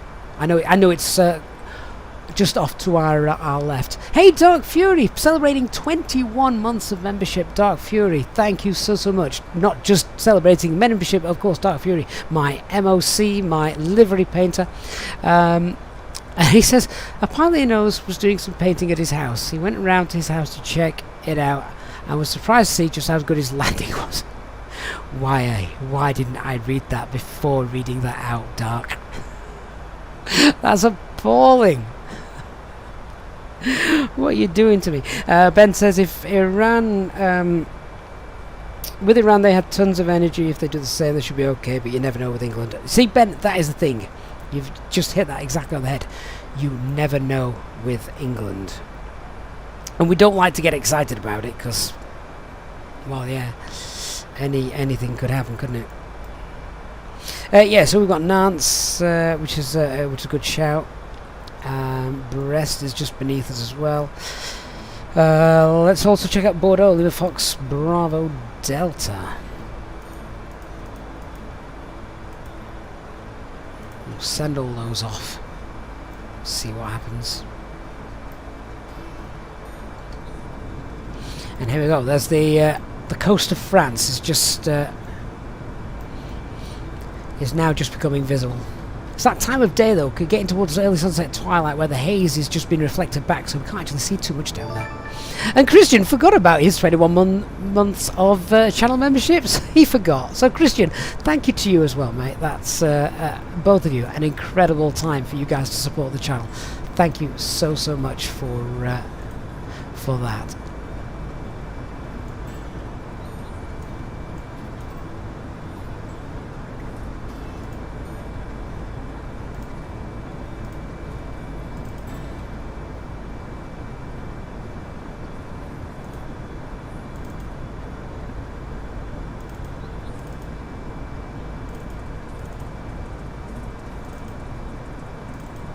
In just a few moments, we'll commence our in-flight service, offering you the chance to purchase a selection of hot beverages, together with drinks and snacks from the bar. We accept payment in pounds, euros, most major currencies, and debit or credit cards. The correct change would be greatly appreciated. And if we could be of any further assistance, then just ask us as we join you in the cabin shortly. So I've just reconnected to VATSIM as well. See how we're doing. Eastbird says, Black Friday business at work today. Lots of work. Does anyone know the true origins of Black Friday? I heard a rumour, and that's all it is because I don't know if this is true or not, that Black Friday was the day that loads of big companies' bank accounts actually make it into the black for the first time in the year due to people starting to purchase more and more for Christmas. Interesting idea, but I don't know if that is actually true. So I'm just wondering if you guys know anything regarding the origins of Black Friday. I suppose I could just Google it, couldn't I? But I am too lazy. I've got you guys to help me out. Ginger Ninja says it's just an opportunity to sell things more expensive, but making us believe that it's cheaper. Well, that's it as well, isn't it? They discount, they put the price up to something, say something costs £50. What they do is for a day they put the price up to £70, and then when it becomes Black Friday it goes, look, what's £70? It's now £50. Dark Fury says Black Friday is a colloquial term for... I believe you've googled that, Dark Fury. You don't know that word, do you? Black Friday is a colloquial term for the Friday after Thanksgiving in the US. Traditionally marks the start of the Christmas shopping season. But why Black Friday? Why not Blue Friday? Ginger Ninja says usually if you check the price tag underneath you would be surprised. Talia, really, you have to pay attention with prices to know if it's a good deal or not. Yeah, you do. Yeah, and that's the problem. You need to know what the prices are doing, sort of a few weeks in advance of that. Ewald on Twitch, talking back about the football, says, in Belgium we won't get far the way it's going. Do you know, Ewald, I watched that match in full and I was so surprised at how Belgium were torn apart. Belgium were tipped, 4-8 years ago. They were one of the best teams around, weren't they? And it just looked like an aging team. A real aging team. So, yeah, it's weird how things work out, isn't it? Christian, the crash of the US gold market, September 24th, 1969. I don't think that's got anything to do with this Black Friday, but yeah, true. Dark Fury, the 2014 Black Thursday sales were generally a failure. Was that a thing?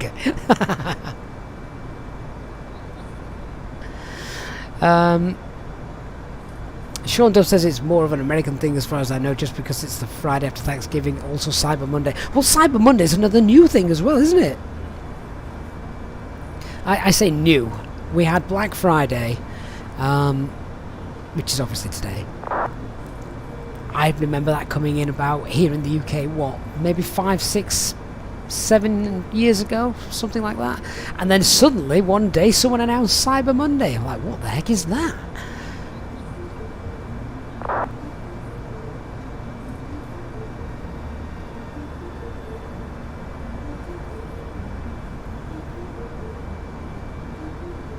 Sean says, guys, did you hear that FlyByWire is making their own aircraft model? Haven't they got that already? I don't think there's... correct me if I'm wrong here. I don't think there's anything... I don't think there's anything in here now that is still part of the default A320.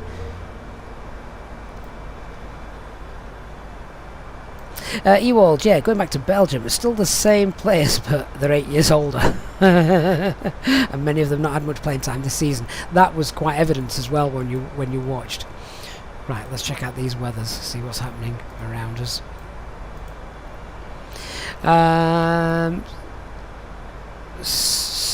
so we've got... That's quite far. Yeah, that's open 2604. Gibraltar's cav, okay. Blue remarks. That's aviation speak for all is good. Winds 270 knots at 10, good. Malaga's wide open as well, and Bordeaux also wide open. Beautiful weather all the way around then, by the looks of things.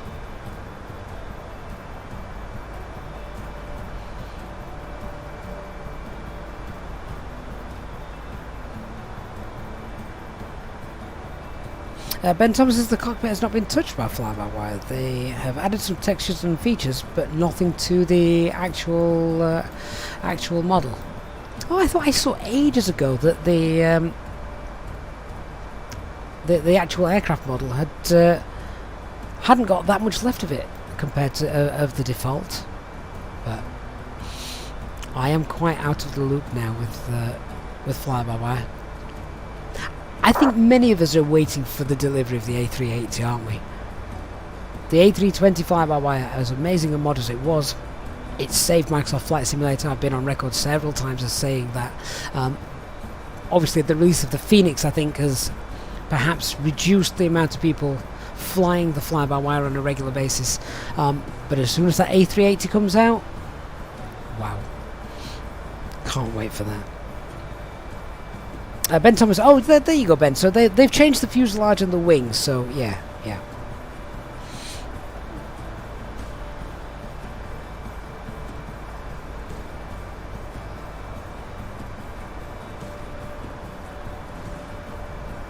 Right, we've been airborne now for, what, 48 minutes? We've got about an hour and a half to go. Captain Oatmeal says we hope to get an A321.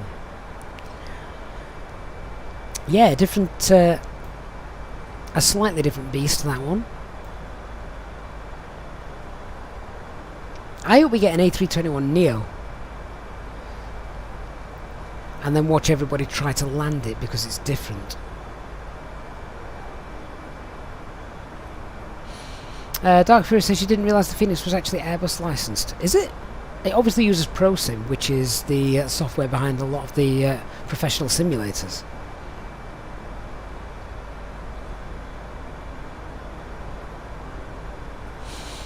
Ben says they're going to give us a new engine model, good, and a new cockpit, but after the A380 launch. I think that's the right way to do it. I think more focus should be given to the 380 now. That's the one that I think the flight simulator community is really waiting for. And I've already said that when that's launched, the first opportunity I can wipe a day and a slate clean, we're doing a full 7-hour 380 flight. I reckon it's going to be Emirates into Dubai. In fact, that day is just going to... Dubai's going to be awash with A380s when FlyByWire releases that, doesn't it? Can you imagine the amount of traffic that's going to arrive in Dubai on that day? Sean says, just hopes the servers for the 380s downloads are going to be able to go. I'm sure they will, Sean. Yeah. Ewald, Dubai to Manchester. No, I'm going to go the other way. It's quicker. Manchester to Dubai. I'm going to utilise the jet stream. Eastburns Lee, I've just realised you're still gambling away in the background, aren't you? Oh, you need help.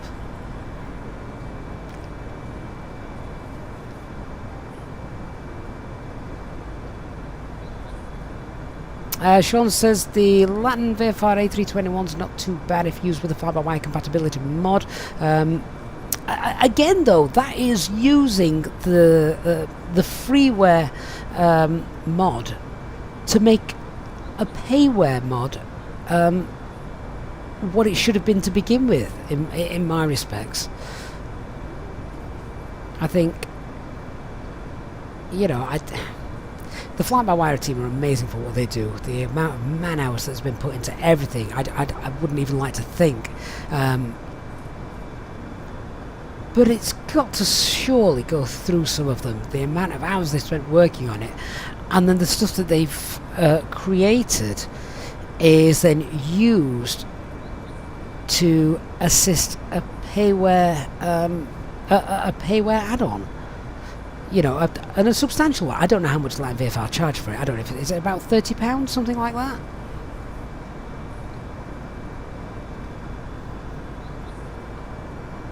I don't know.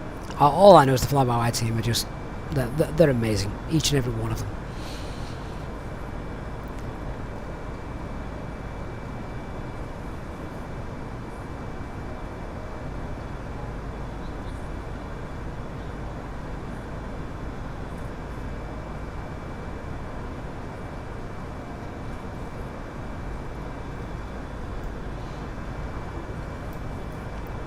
How are we doing with the sun? Is it still shining? Oh yeah, just a little bit.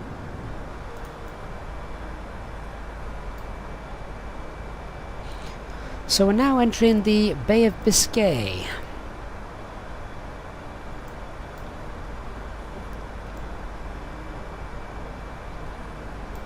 And this is quite interesting, this, because this route down here, let's say that the worst happened, and I was discussing this with HD a few months back, if the worst happened around here, and we had a double engine failure, we're not making it to land anywhere.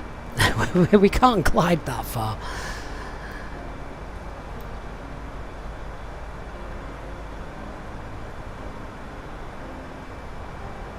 Lemon Wolf, that is a good point as well. You've not heard anything about the A220 project. You were really excited for that one. Yeah, lots of Swiss Air pilots would be looking forward to that. Ben, yeah, of course you can post a link on our Twitch viewers. Yeah, at least I think you can. If it tells you can't, then drop us a message on Discord and we'll work it out between us.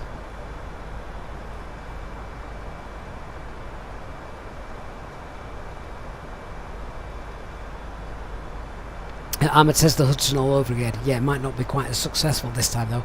I mean, the beauty about the Hudson River landing was the fact that it was in probably one of the most populated and dense areas in the world, and help was literally seconds away.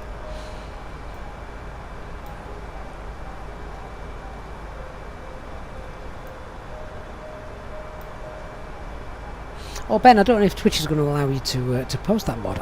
I'm not aware of anything I've done to prevent stuff like that, but strange. David the Pilot on Twitch. The specs hashtag or command doesn't work there on Twitch. It does on YouTube, but the specs basically we've got a RTX 3060,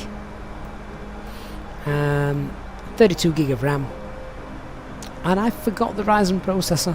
Sorry, Christian. Is it a Ryzen 7?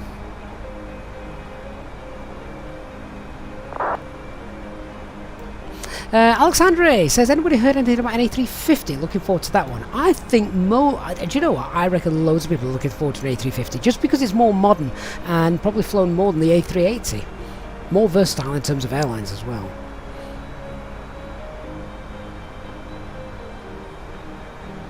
Ben says FlyByWire posted some outside shots of the A380 a couple of weeks ago. Well, there was all sorts of leakages or non-leakages, or they weren't really leaked images and videos, but they were. I have no idea what went on with that, but it was all over YouTube, and yeah, not quite sure what happened there. Whether they were meant to be out there or not. Al Lopez says you really wish FlyByWire would focus on a proper RNAV approach implementation. The problem with that, Al, is it just needs all the database information. That's what makes it difficult. If the database information is in the aircraft, then they can fly it. But you could still do RNAV. You can still do RNAV approaches in the FlyByWire. You just do it in nav FPA mode.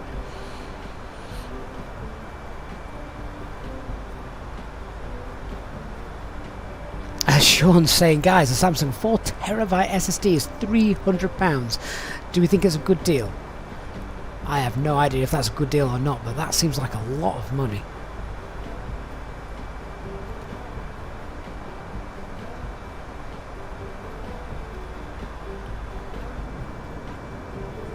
How calm does everything look now? No white capping. No land. Just us and it looks like we're in the middle of the ocean. We're not. We're only over the Bay of Biscay. We've got France to the left of us. Sean Duff says, you remember when Virgin received some of their first A350s? They were doing touch and goes at Glasgow, and it was quite a sight. Now, I think the best A350 story I've heard was the British Airways A350. They got theirs, and oh my god, it was a lame duck. It had no end of issues. It had some problems. They got them fixed. It then got reversed into, I think, by a Virgin aircraft or something like that. They'd fixed the problem, and suddenly something else had happened. I think if you Google it, you'll come up with a full list of everything that happened to that poor A350 British Airways. That has cost them an absolute packet. It's going to be years before that looks to break anywhere near even. Mark says he just paid 150 for a 2 terabyte SSD. Well, there you go. That's bang on half price, then, isn't it? Ben, they're working on the secondary flight plan for the A32NX FMS version 2. That will be good. I think that is probably one of the biggest things missing at the moment, Ben. Eastbirds. Oh, 20 months of captain level membership. Eastbirds, that is amazing. And he says 20 months of good fun, new friends, learned so much, Gav. Proud to be part of this extraordinary circus. Cheers, and keep betting, streaming. Eastbirds, that's amazing. Thank you, mate, for your support over the last 20 months. That's incredible. Really do appreciate that, Eastbird. And yeah, your gambling addiction is becoming legendary.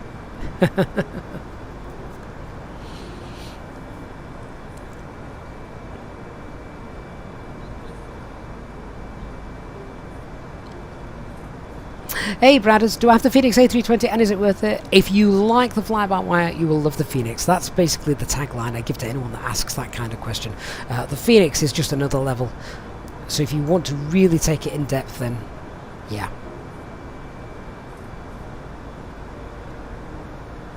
Christian says the forecast is incorrect. You have more of a crosswind from the front right now. Let me see what I've got. Oh, actually, yeah, I've got yeah, where are we? Bay of Biscay, we've got 75 knots. Let's see what our flight plan had. Well, let's just have a quick look at the map. It's the quickest way, isn't it? Yeah. Oh, I can't zoom in anymore. Yeah, so we're now just here. We should really have a tailwind at the minute. I'll be honest, that is the first time I've seen a discrepancy between the two. It's maybe just a little bit further south. We might pick it up a little bit later on. Oz Dave, thank you for the follow on Twitch, appreciate that. Sean, you're hoping the PMDG released an EFB this Christmas so you can finally buy it. I know, I couldn't believe when the PMDG came out. I mean, everyone knows me and Boeing, we're not the best of friends, but when they released that and there was no EFB, it was almost like, oh my word. There's what a trick you've missed. Has everybody heard that Majestic, though, they're bringing the Dash 8 to Microsoft Flight Simulator? That is going to please so many people. That was also my very first payware. It was payware, and obviously I study level aircraft for Flight Simulator years ago. Loads of people are going to be happy with that. Christian, you hope the fuel is sufficient now? Oh, it should be. It should be. How much extra did you load, Christian? I've got an extra ton overall. So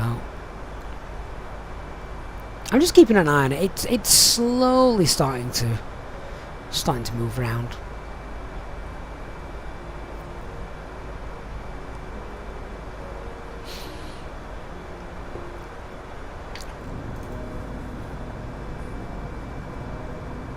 What's going on with these contrails? These contrails are incredibly close to the engines. They need to form much further back. I don't know how long it's been like that though. As I say, I've not been in the fly-by-wire for a while. I don't know if that's just a sim update 11 thing. Rodfib says the PMDG Jetstream was his first very payware aircraft, and he loved it.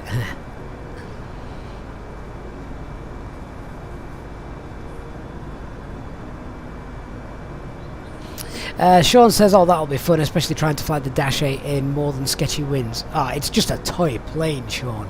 It's even in perfect conditions with no wind, you still can't land the damn thing softly.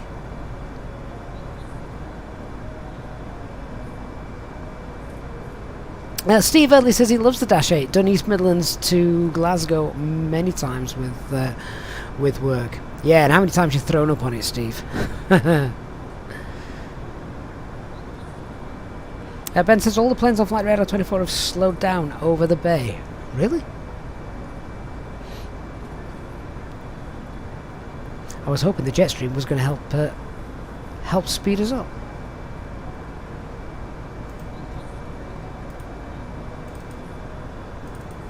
In just a few moments, we'll commence our in-flight service, offering you the chance to purchase from our selection of fresh food available today. Full details can be found in your in-flight brochure.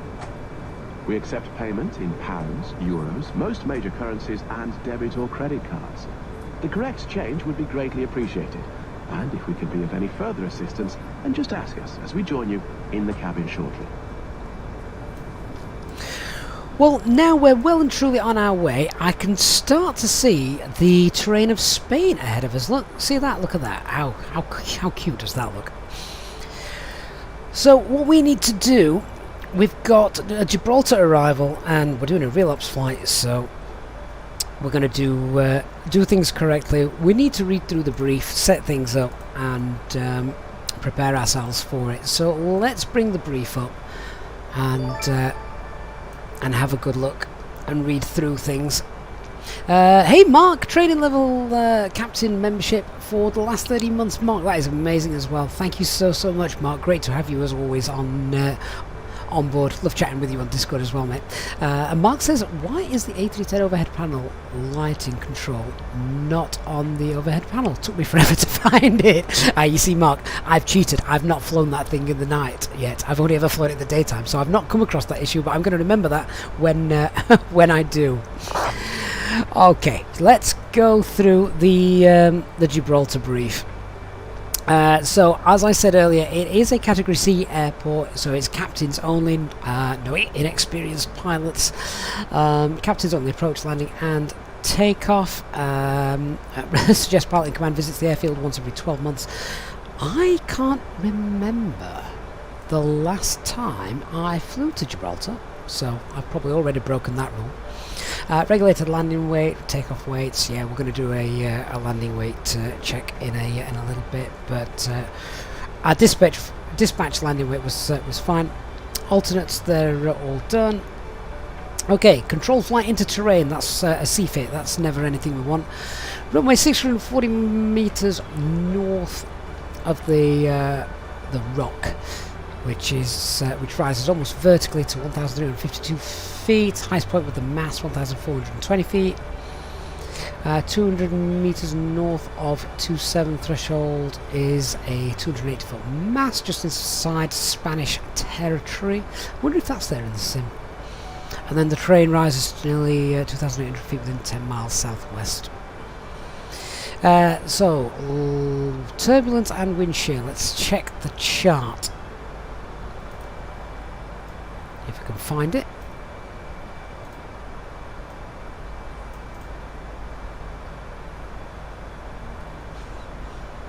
So the wind is from 27.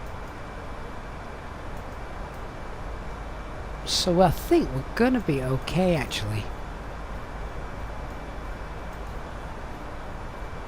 So wind speeds in excess of the figures quoted are likely to cause turbulence and or wind shear on final approach. Because it's at 27, hopefully the winds aren't going to be too much of an issue today. Martin says, it seems like I don't have any flight plan on VATSIM, and we're going to enter Madrid control soon. Well, we definitely do have a flight plan. What's happened to it? I'm not entirely sure. Oh, I wonder if they've all been deleted, you know, since the outages. Right, well, we'll continue our brief in a few moments. Let me just pre-file that flight plan again.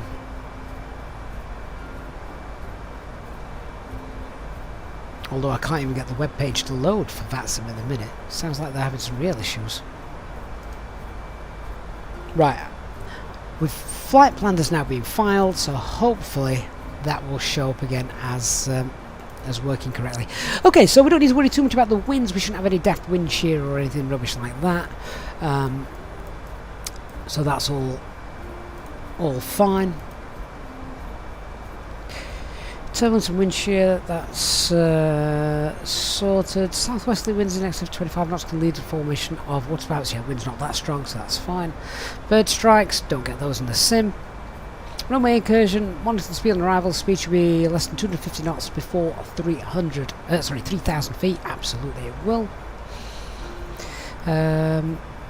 Additional runway shoulders 46 meters wide must not be used for landing. They're not certified to carry the weight of an A320, so we can only turn around on the turning pads. Turning on the runway is not permitted.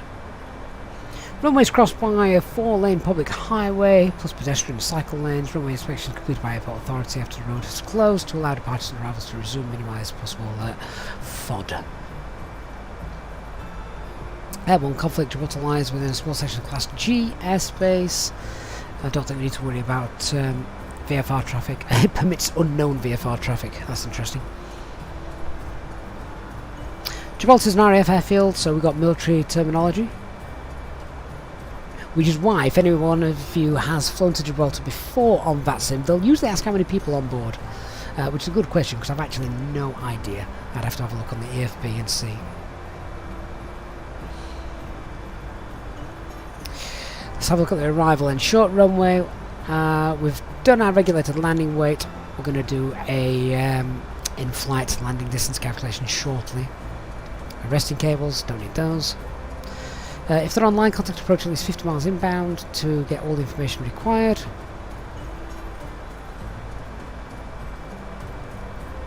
Persons on board, including crew, normally requested by ATC. Yep. And gear check confirmation that undercarriage is down and locked is also required 4.5 miles on approach. That's again because it's a military installation. Approach should not be continued if the wind exceeds the limit shown on the charts. They don't today. We're not using runway 9, it's going to be runway 27. So we're going to be using the surveillance radar approach, runway 27, plate 18.3. Here it is. Point Yankee is the missed approach point. It's 3 miles track distance from touchdown. Aircraft must not cross the point below 920 feet. The centre fix to 27 might be available in the flight management guidance computer. Flight path angle there is 3 degrees. This may not be available due to Navigraph database not being 100% accurate. Early stabilised approach technique is recommended. So let's have a look and see what we can set up with regarding that. Just reading, Christian's just had a huge turbulence, kicked him down in speed severely. You needed to descend flight level 3-3. Oh, that's not good. But at least you've got the tailwind now. Fair enough. Right, let's have a look how the flight plan's been set up and what we can do to utilise it. Right, so we've got PMOS and then we've just got the centre fix bit. Hang on. There it is. Autopilot's off. I have control. We've got toga lock. So, toga, autopilot's disconnected, auto thrust disconnected. We need to gain some airspeed. This is exactly what Christian just spoke of a few moments ago, isn't it?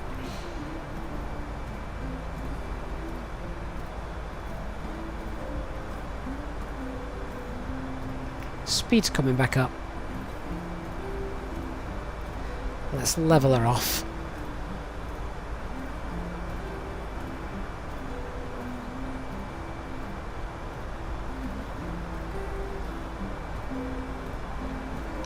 Okay, let's get back up flight level 370.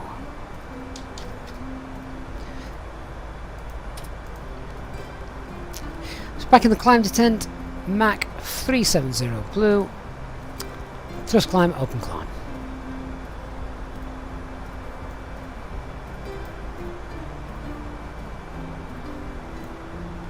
Love it. I thought I'd just seen a new moon. Oh, I have.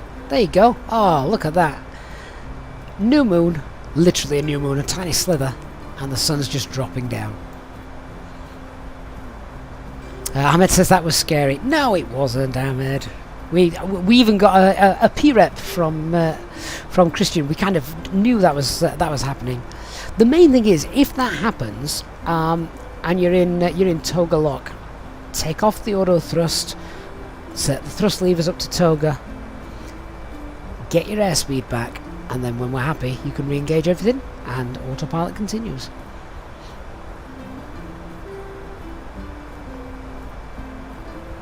Mark says he's also having lots of these weather issues with this new update. I must admit, I've seen it more often since the update, yeah. The pieces fit. What are operational differences between the CEO and the Neo from an operational standpoint? There are a couple. Oh, hang on. Right, Madrid Control 12575. I'm going to have to come back to these questions, aren't I? 12575. If I forget, please do ask again.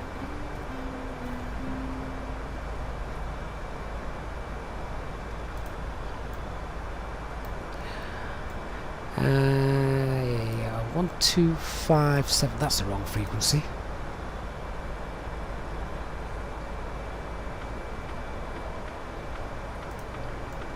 Level 370 and inbound Atlan. Runner 468, Madrid, muy buenas, squawk 4406. 4406 for runner 468, thank you. Madrid Control, good evening, Easy 86 Charlie Delta, just climbing flight level 370 and inbound D-log. Runner 86 Charlie Delta, Madrid, muy buenas, recycle 4412.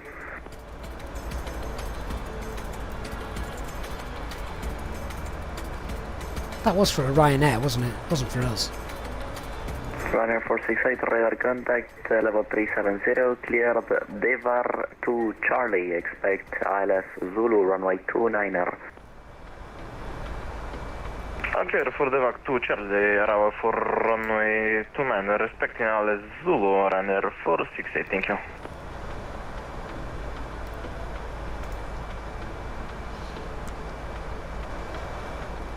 Do we need to call them again? Madrid Centre, good evening, Easy 86 Charlie Delta, passing flight level 360 for flight level 370, inbound D-log. Easy 86 Charlie Delta, Madrid Control, muy buenas, recycle squawk 4412. 4412, Easy 86 Charlie Delta. Good evening, sir. Runner 318 November, apologies for delay, 370 towards Abupi.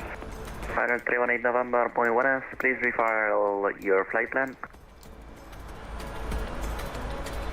Hey Julius, no, I'm not using the Runner 318 November, SS. radar contact level 370. Welcome on board.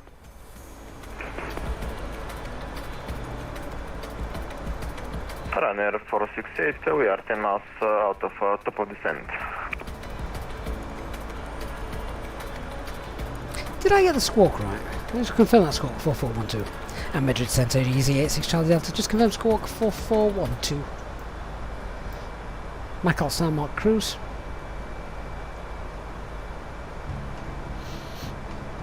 Runner 468, descent level 200. Level 200, runner 468. Runner 318 November, if you'd like, you can proceed direct Santa Sierra Alpha November Tango Alpha, but just for your information, you will be avoiding Portuguese airspace. Direct Santa is fine with us, we'll go direct now, runner 318 November.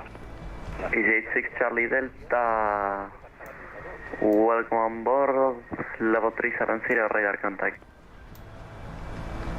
Roger, Easy 86 Charlie Delta. Alright, he's got us. Now what were we doing? We were setting up our approach, weren't we? So, what we will do is... I don't think we're going to get ATC. So I'm going to create a custom waypoint here. And then I'm going to create Yankee as well. All on the 270 outbound radial from the runway threshold. So that's going to come after PMOS.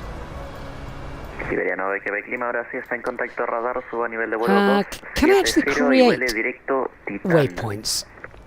Place bearing distance waypoints in the fly-by-wire? Can't remember if I can. Well, let's try it. So the place would be Lima X-ray Golf Bravo 27. The bearing is 270 and the distance is 10.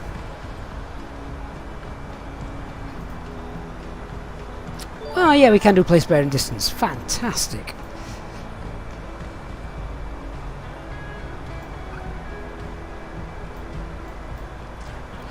And then we'll do the one after that as well. Although I wouldn't have thought the centre fix would have been there, to be honest. So we'll do it after the centre fix then. Let's clear that out.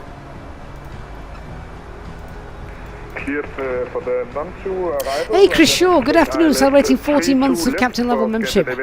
Thank you so much, Christopher, for your support during that time.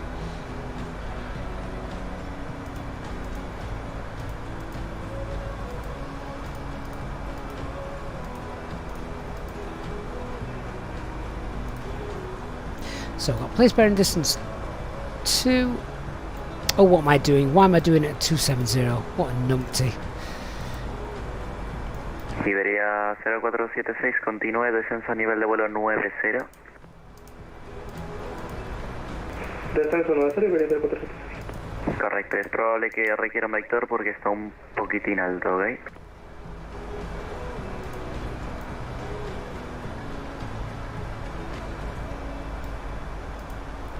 And all I need to do now is actually put it in the right place. Place bearing distance 03. Is that remembered it?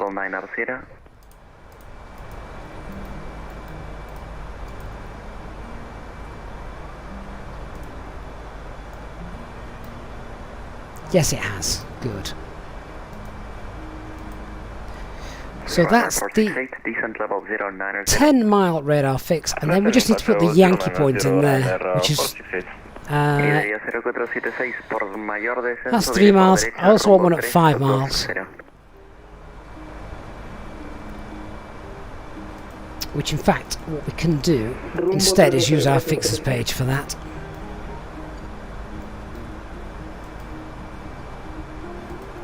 So if we put in the runway threshold,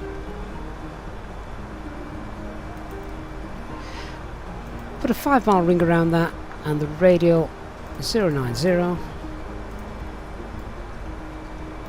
and we'll just zoom in on that so we can see what it is I've popped in.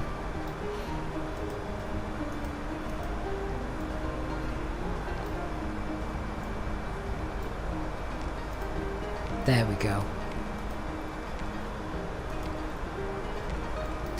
Yeah, now we can see. So if I just bring up the chart and have a look. So what would normally happen is ATC would give you a sort of 10-mile, they give you a call saying you're 10 miles out. That's fine.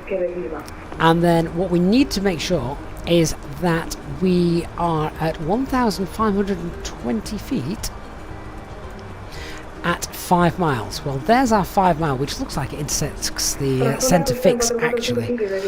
So do we have any... Not sure if this will work, but pop that in.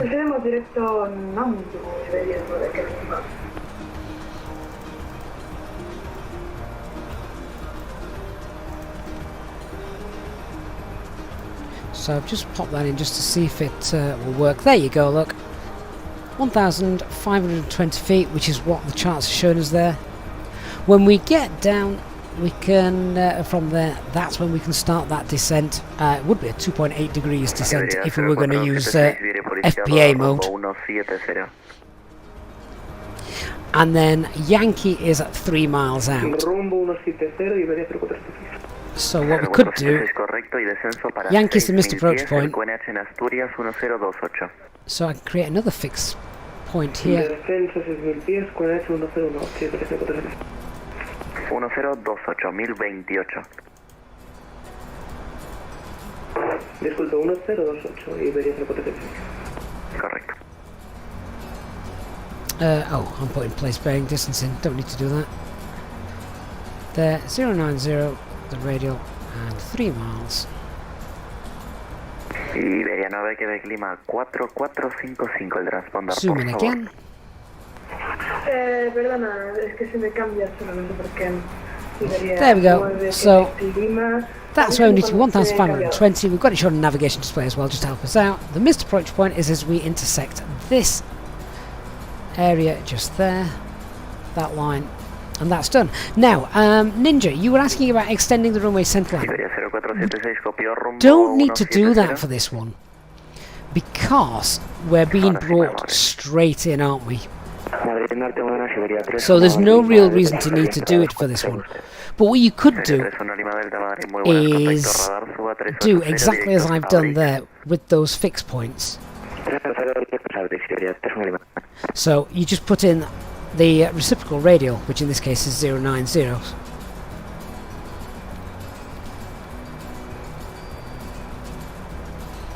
Iberia 9, Quebec Lima, ¿me podría decir el QNH? Iberia 9, Quebec So let's just continue reading through that chart. En esas altitudes, el QNH estándar. Missed approach point, that's fine, and 920 feet. Don't cross 3 miles below 920 feet. We'll make a quick note of that. Iberia 9, Quebec Lima.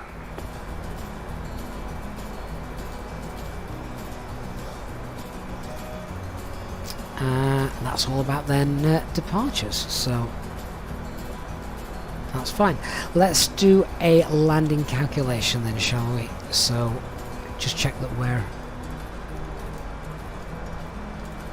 not too heavy and that we can stop in time. I'm sure we shall.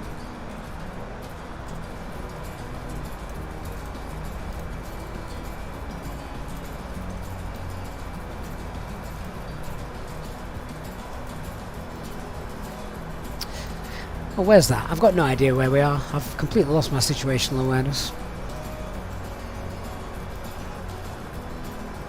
Oh, Bilbao's just down there. Is that Bilbao? No, that's not Bilbao. Bilbao will be a little bit further over there by the looks of things. Right, so let's check out the landing calculations then. Seabroader on Twitch, how come I haven't upgraded navigation? Do you know what I have? I've got both available. And I think, in terms of navigating, I prefer the older one. I just do. I don't fly VFR, so that doesn't make too much difference to me. Wind direction is 270, and it was at 10 knots. Away from flight deck 2 minutes, Scandinavian 326. Temperature, that is a good question. Roger. Grab the latest weather information. Iberia 0476, directo Romil, Romeo Oscar, Mike India Lima. And we'll also see what's happening in Madrid as well. Iberia 0476, correcto, en Romil autorizado y LS Zulu pista 29, notifique establecido. Autorizado pista y LS Zulu 2. Loving that new moon. I think that's beautiful. Madrid, Buenos Aires, Lufthansa 380, do you cover Asturias? Lufthansa 380, wait for my cover Asturias. Okay, thank you. We have local weather if you have IFA clearance London Gatwick. So what we got? It's 280 at 10. To Foxtrot departure, runway 29er. Climb no restrictions, level 360, Temperature. squawk 4415. 201023. London Gatwick, Amaka to Foxtrot departure, runway 29, climbing unrestricted, level 360, squawk 4415, Lufthansa 380. Runway elevation is 12. Runway headings 270. Runway condition is dry. Runway slope. Okay. Ah, we've got it in SimSmart, so It's 0.02. It's getting a bit bumpy, isn't it? Madrid Radar, hello, it's Lufthansa 1 Kilo is with you, descending to flight level 110. Lufthansa 1 Kilo. Clearly it just prefers it as 0. Landing distance available. Let's check. Expect Dallas Zulu, runway 29er, descent level 100. Descent level 100, expecting Deva 2 Charlie and Island 1528. Lufthansa 1 Kilo.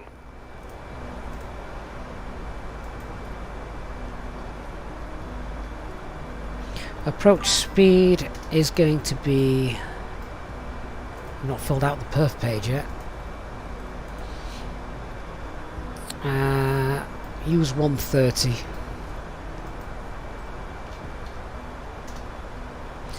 And our landing weight, we need to do some maths for this one.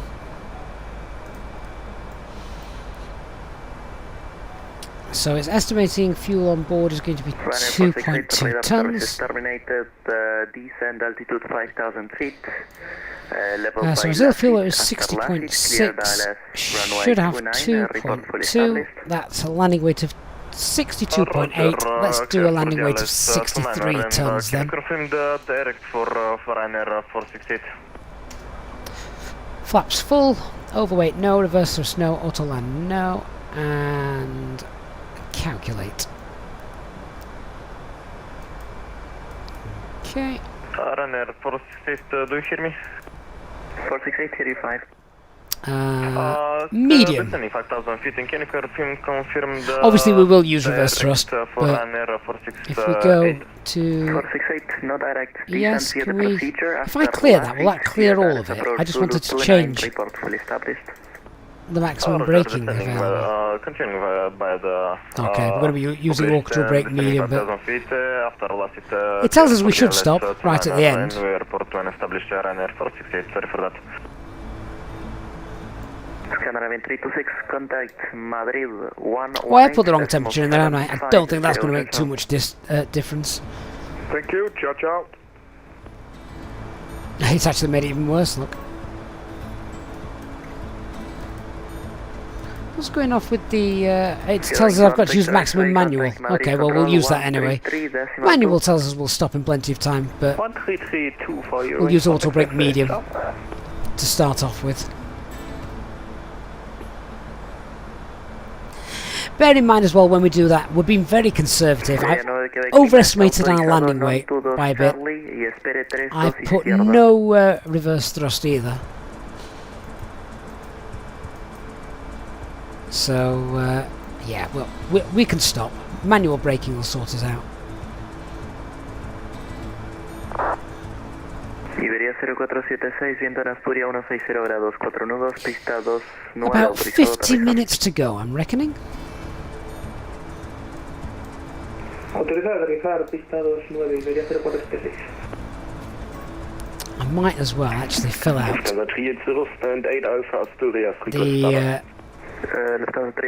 weather information that we just got and pop that in as well. Startup approved 1028, Lufthansa 380.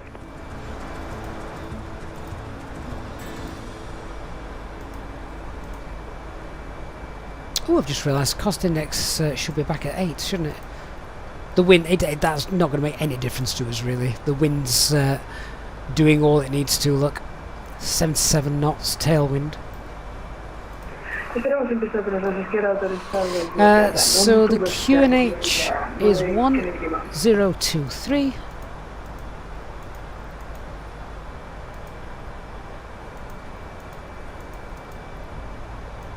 Temperature was 20.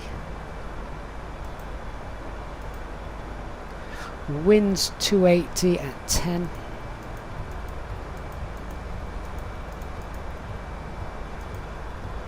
Transition altitude is 6,000 feet, according to the charts anyway. And the minimums are 920. I think, double check that. Here, 920.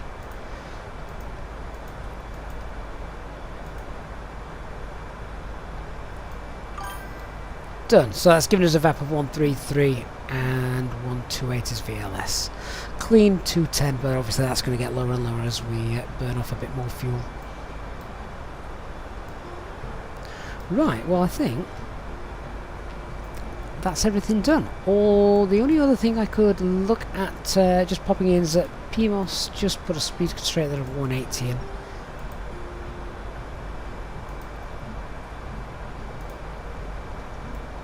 And then I think we're good to go.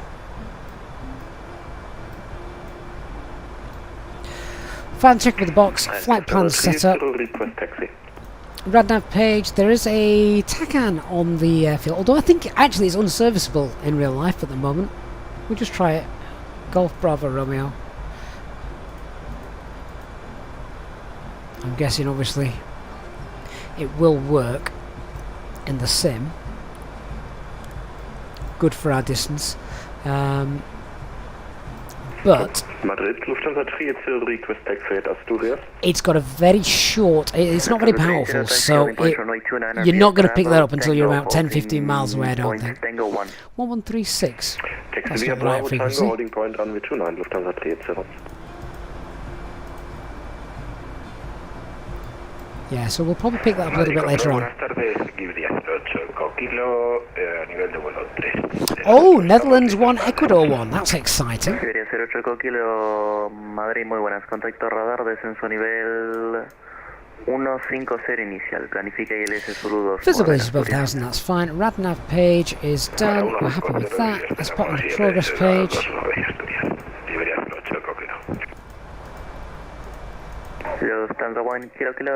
368 miles to go. Altitude 5,000 feet. Descent to the procedure till established. NH1028. Report fully established. Approach page is done. Thrust reduction acceleration values. 1028 descending 5,000 feet and continue as published and call you back for established ILS 29 Zulu. We can reduce that. 1013. Report position from Romil or the localizer.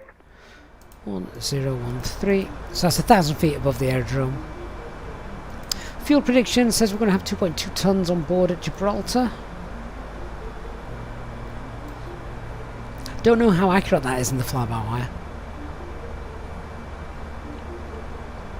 And the secondary flight plan, of course, we can't copy that.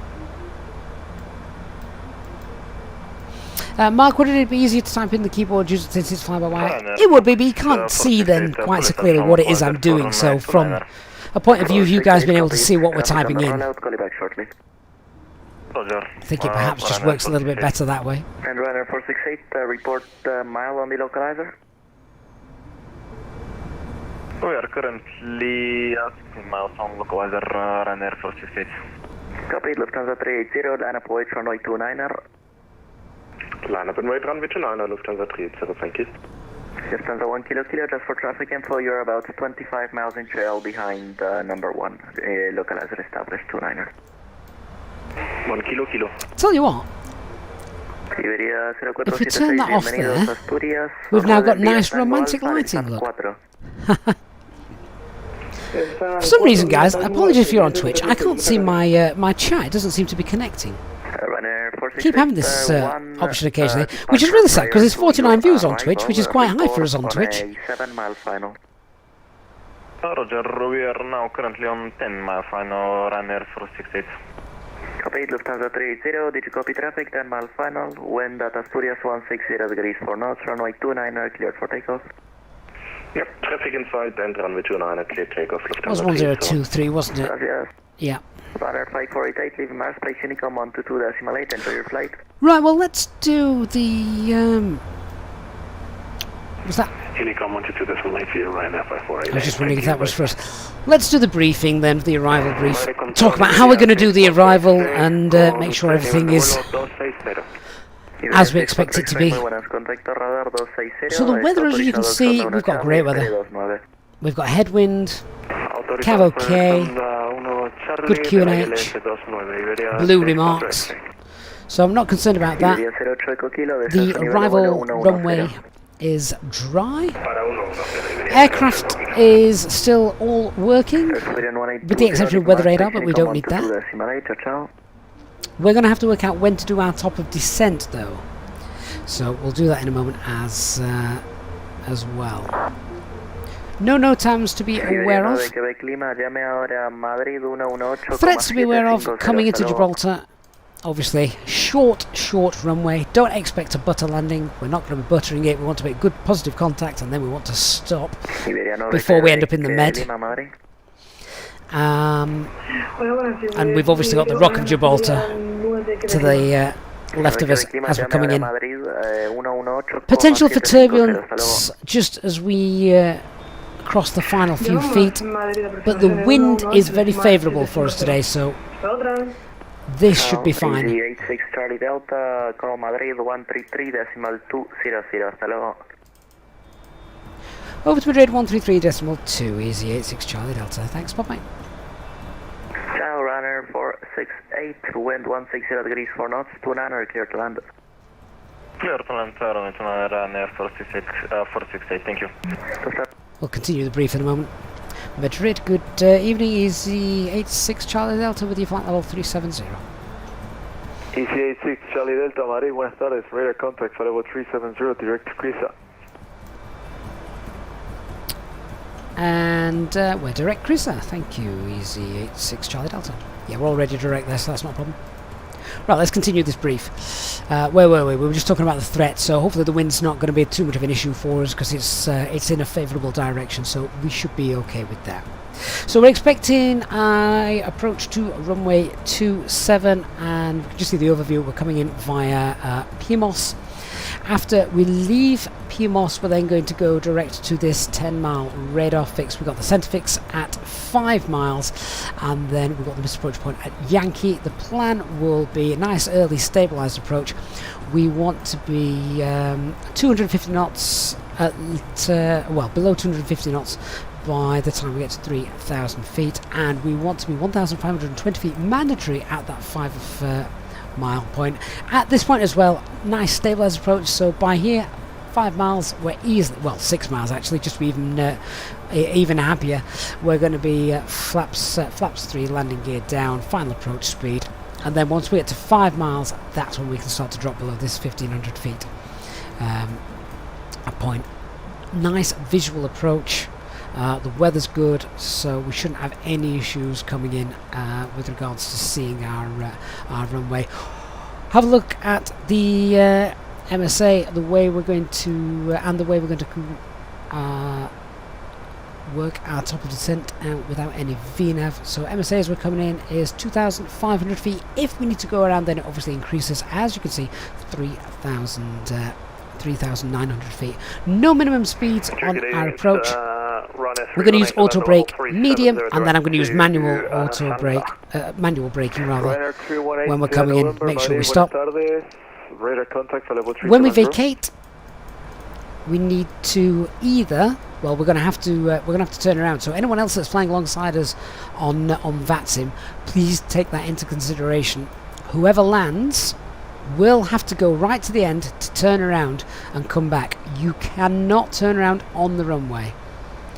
So, and as we're landing this way, so landing, there needs to be some good spacing between us.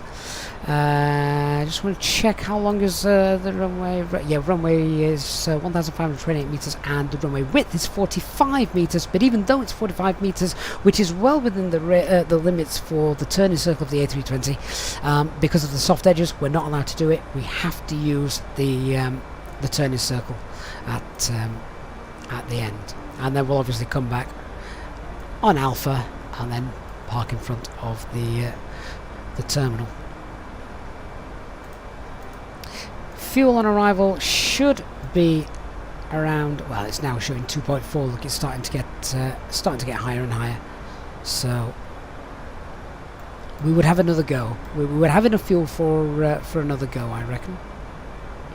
Now, where are we going to start our descent? Great question. Let's have a look. How far out is Pimos from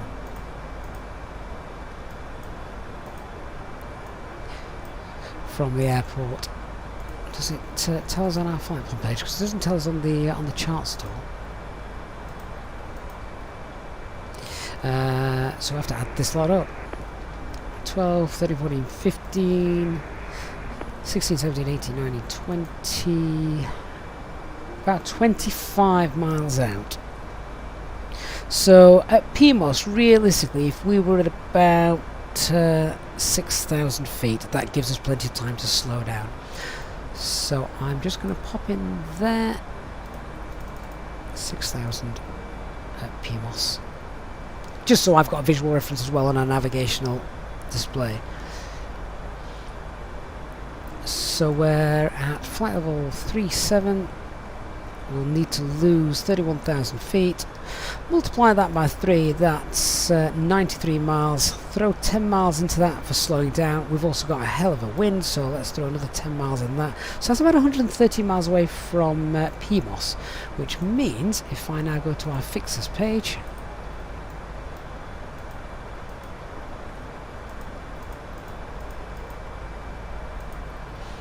and we'll just pop in rings 130 miles out from PMOS. That should give us our top of descent, which is there. Oh, I've not done that for a while. That's old school. The Phoenix does all that for us.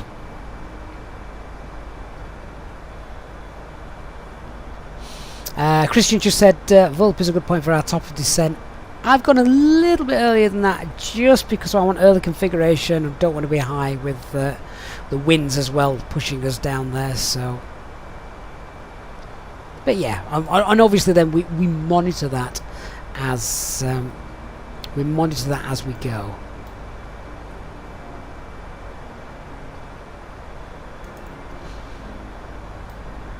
But now, as you can see, we're right over the top of Spain.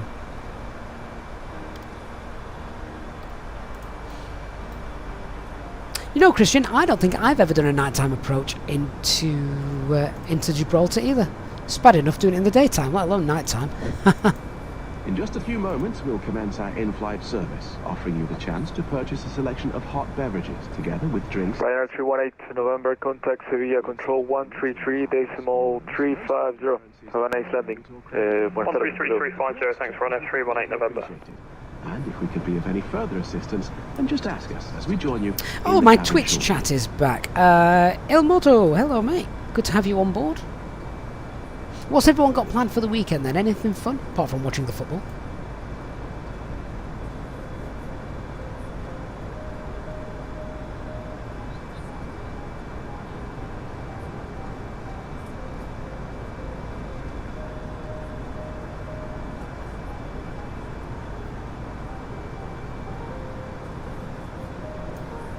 Christian says he hopes he doesn't land on the Harbour Pier.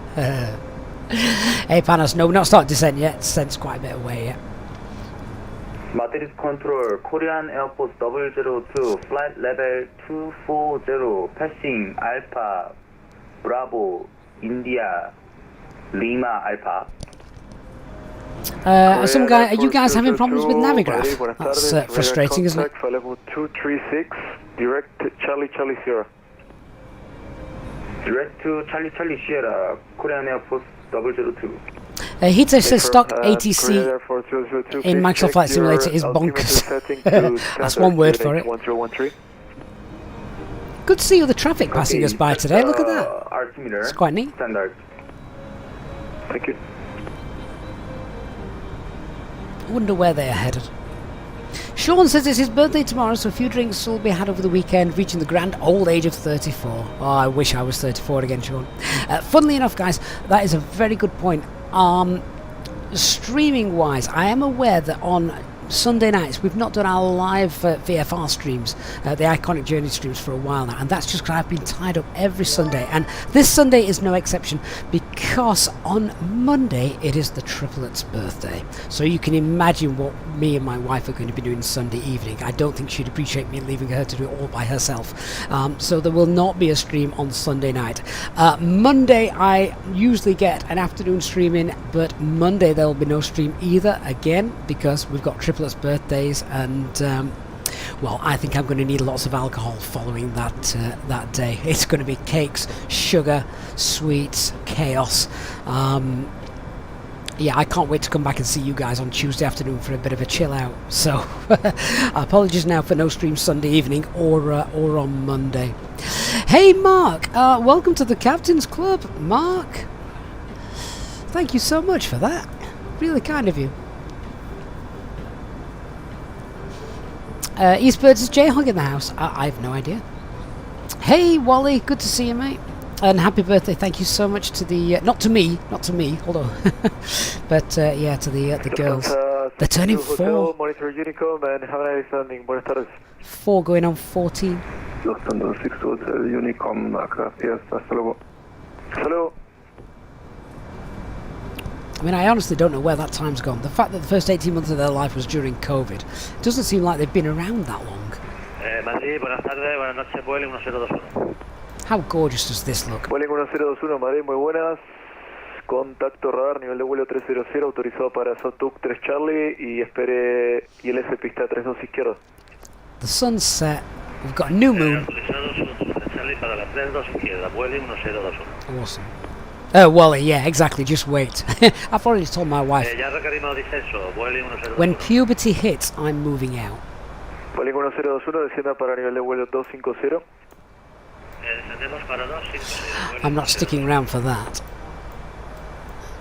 Problem is, I think my wife's coming with me. Neither of us wants that. Eurowings 1 Victor X-ray contact. Do you reckon I'll still be here streaming away? I'll be streaming more than ever to keep out of their way. 13335 for Eurowings. Here says you don't have rudder pedals.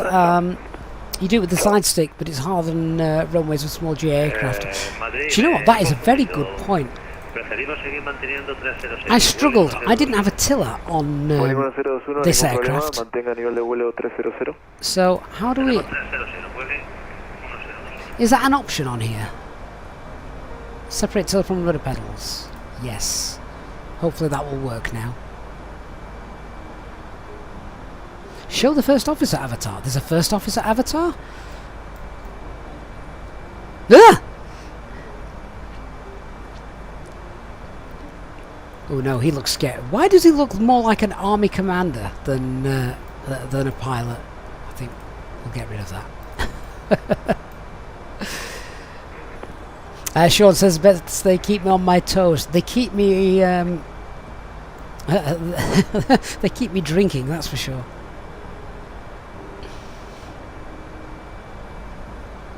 Right, top of descent, 120 miles. Oh, this has been such a great afternoon stream, guys. I really hope you've liked it, and if you have, then please do hit that like button. Help us get discovered by other like-minded flight simmers. We're slowly pushing towards that 30,000 mark, you know. Not sure we'll make it for the new year, but 30,000 by 2023. How amazing would that be? Manic Miner says he looks like a baggage handler. Well, I don't want him in the right-hand seat then. CC 697 Madrid, radar contact, 50300.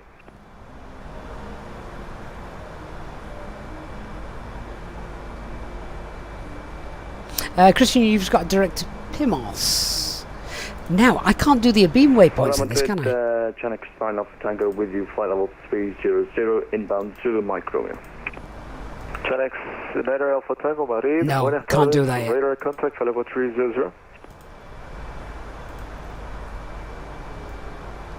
Hey, Aviation Elliot. FPS are absolutely fine. Never had any problems like that in... Never had any problems like that in the fly-by-wire. What's happening with our ETA time then? Let me give the overhead banner a bit of a kick. See if we can get it working again. Madrid Control, Korean Air 529 Heavy. Now passing flight level 200, climb flight level 240. Korean Air. Hopefully that's a little bit better for you. Madrid, buenas tardes. Radar contact for level 202, climb for level 280, direct. Is that working again now? Climb flight level 280 and direct Charlie Sierra Sierra. Look at the moon. You can actually see the full outline of it. Not just the slither. Look, looks like a black hole. Thomas, thank you for subscribing. Hey Wicked, you're back. Had to help the wife with dinner.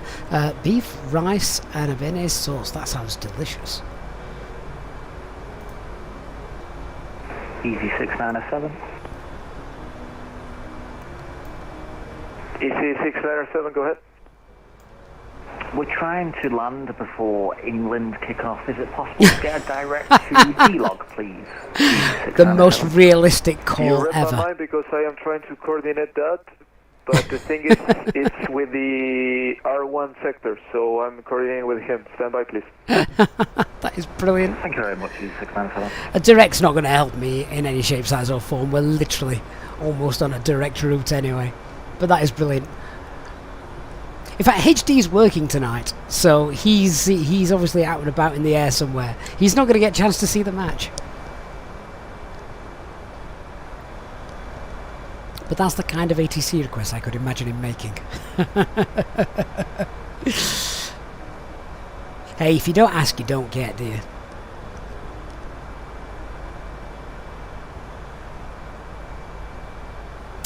Clivert says hi. Is Jets about? I've been a subscriber for a while, but I can never find the time to watch videos live. Great content, really a pleasure to watch. Clivert, thank you so much, and I'm now really glad that we're here for you on this Friday afternoon.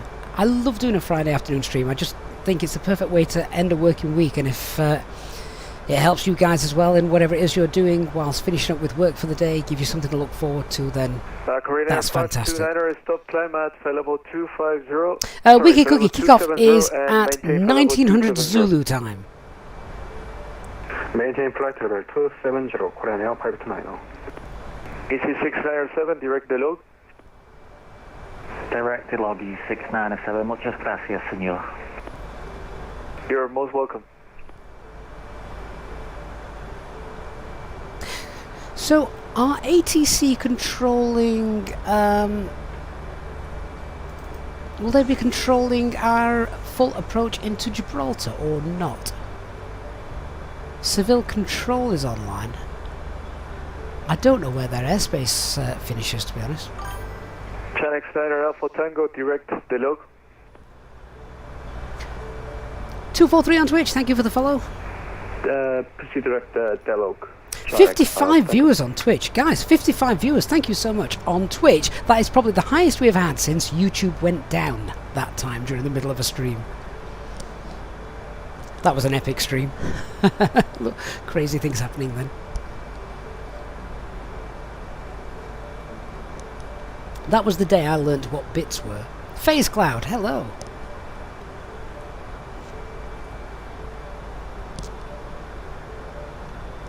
Christian says you should get a handoff to Seville in a moment. Fantastic. Look forward to that.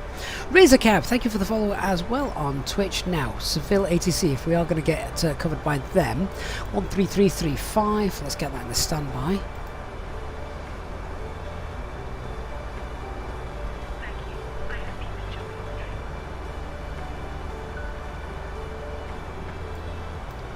Who's getting cups of tea? Sean, if HD was the FO, he'd be trying out his Manuel Falter Towers voice by now. Who's to say he doesn't do that when he's flying in real life? Clever says, very grateful, begins his airline transport pilot's license in 6 months. Charles really give him the final push to go through it. Clever, that is amazing. Best of luck with that. It's the dream, isn't it, for so many people? So, really hope that that all works out for you. How long have we been live for today? 2 hours and 50 minutes. What a great stream. I love doing... I can't call it a long haul flight because... Well, this isn't long haul, is it? The flight time's only 2 hours 20. I usually look at... when you look at the flight time when doing a stream, add an hour to it. That generally tends to be the overall stream time. So about 3 hours 20 minutes. Which probably is about right for this.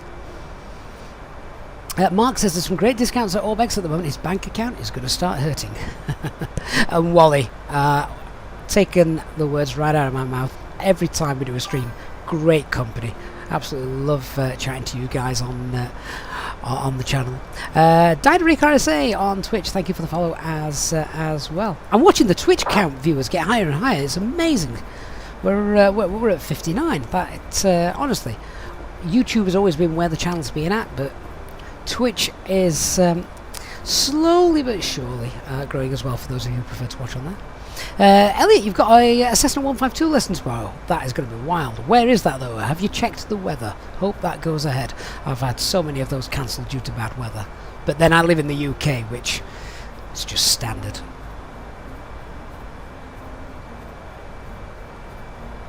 Especially at this time of year.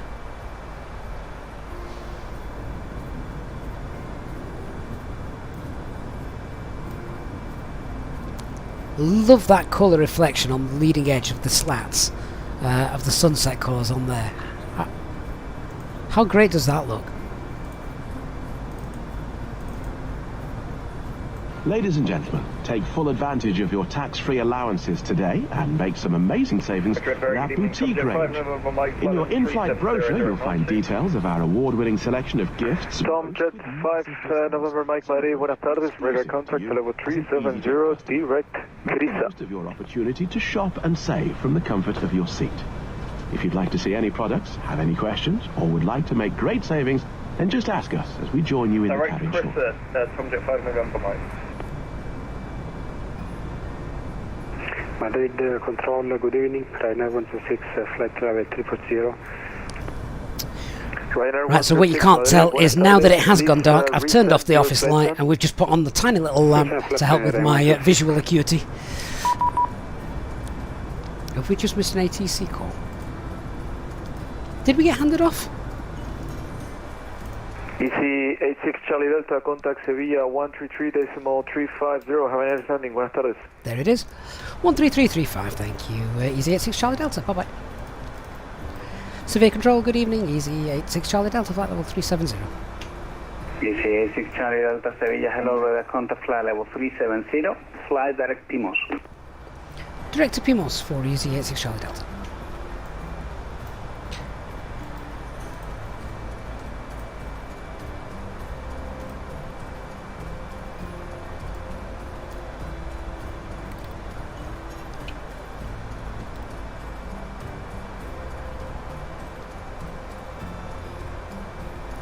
Right, well there's our direct.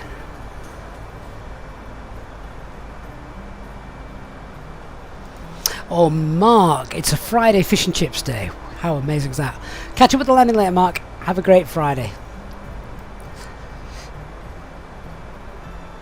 Thomas Barrett says he's on his first VATSIM flight today. Went better than expected. Was wondering if you could explain Unicom, how you know who to contact after it. So Unicom is basically just air-to-air comms. So you're just announcing your position when in the vicinity of an airport, etc.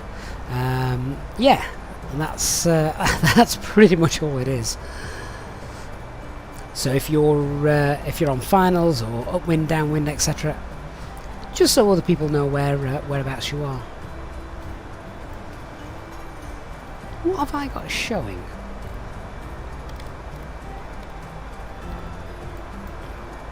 Did I put the runway track in there? Didn't think I did. 318 November, continue descent altitude 3,000 feet, QNH 1025. Oh well. 3,01025, Ryanair 318 November.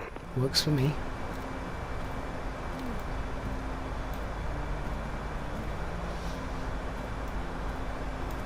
Elliot, you're also in the UK and the cloud base looks interesting onto circuits now. I suppose you don't go too high doing circuits in a 152, do you?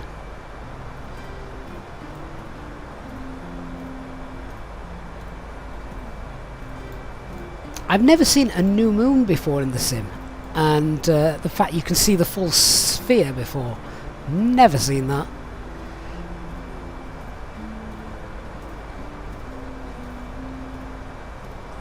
Thomas ATC, if they want to speak to you and you're in range, they'll send you a contact me, which you probably may have just heard on stream. I got one of those, although that wouldn't normally happen because I've not been handed off to them just yet. But yeah, if they want to contact you and speak to you, then they will. Vueling 983 Quebec Sevilla, buenas, contacto radar 370. Espere ILS Zulu pista 27, puede volar directo a Rotec. Right, just in case we get asked, I'm going to scribble down how many people we've got on board. Perdón, me dijo volar directo a... no escuché muy bien.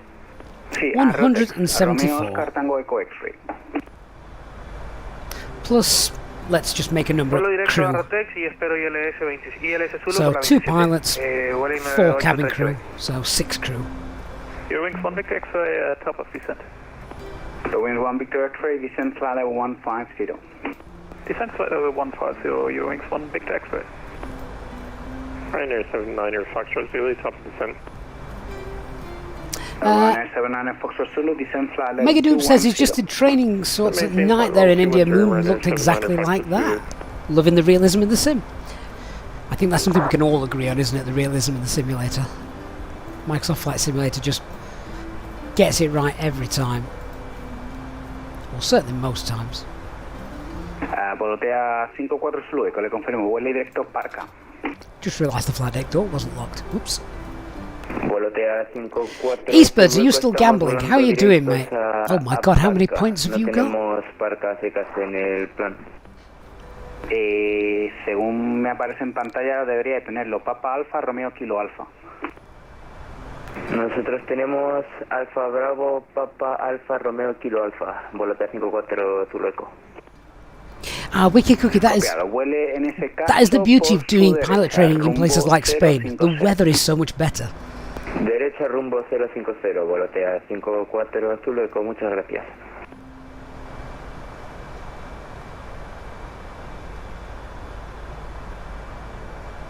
Ryanair 318 November, descent 2000 feet, you clear after Rotex, ILS Zulu, runway 27.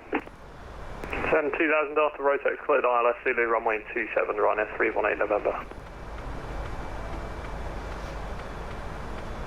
Hey, Tortsy, and Clever says, waiting for review and flying the A380. I can't wait to fly the A380.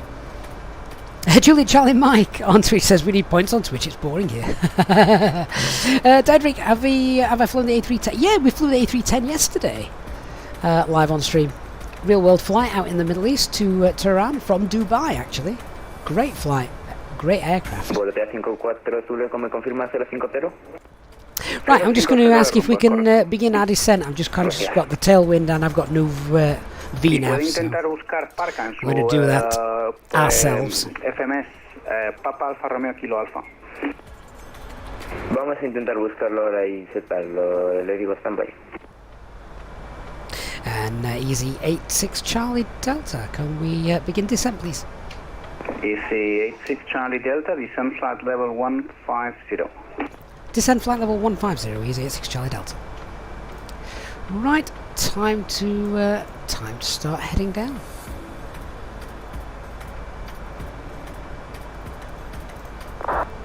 Thrust idle, open descent and 150 blue.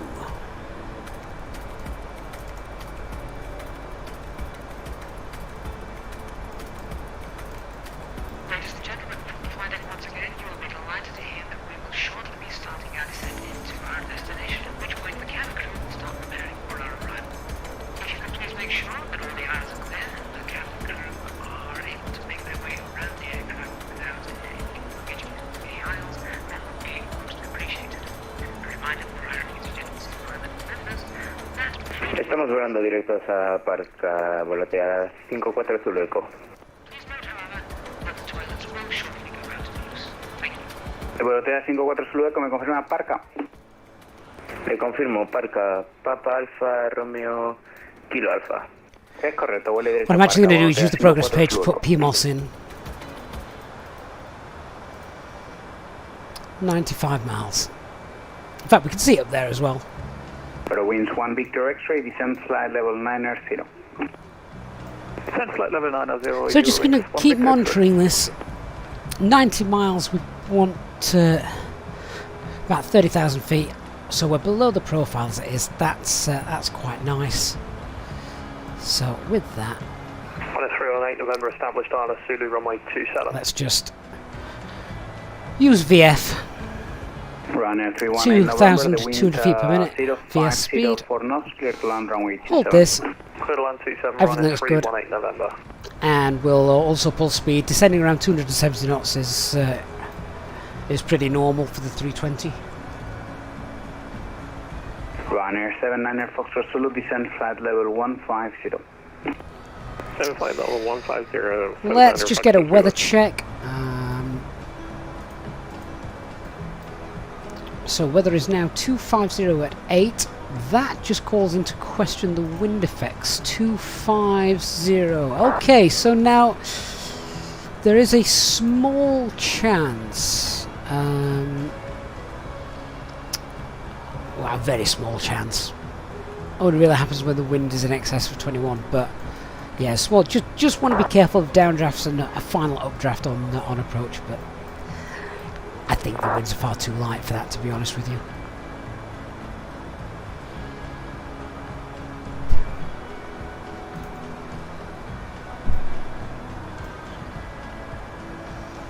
Yeah, really dropping fully dark now, isn't it? But the exciting part is coming up. If everyone finds the landing the exciting part.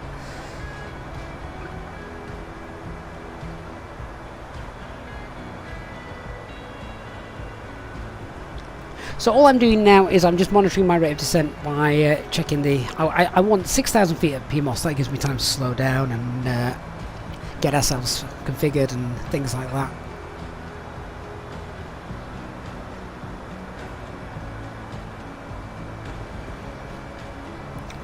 So once we get to 60 miles out, I want to be about 26,000 feet, which we're nice low profile for that. Christian says he's got a nice view onto Malaga into this route. We're probably going to fly almost straight over Malaga, aren't we? Yeah, so Malaga will just be down there on the left. In fact, I'd imagine this is it down here. Hey Steve, I'm on the developer version, so I've got no VNav in this, which was my mistake. I thought VNav was in the dev version. Clearly not. It's only in the experimental. But as I'd not flown the fly-by-wire for a while, I wasn't, I couldn't convince myself to fly experimental just because I didn't know what was working, what wasn't working.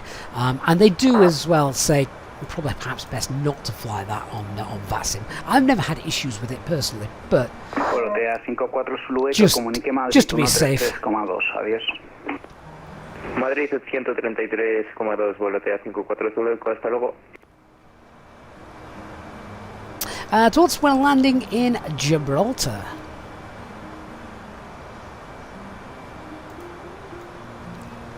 So let's get the final charts up here that we're going to need.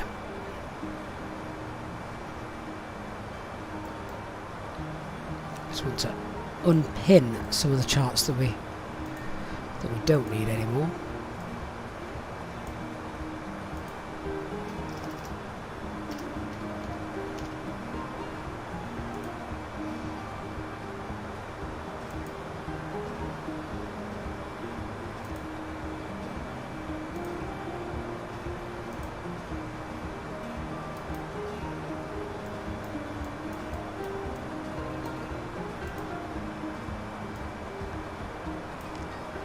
I don't think we need the visual approach chart, do we? No, that one's fine.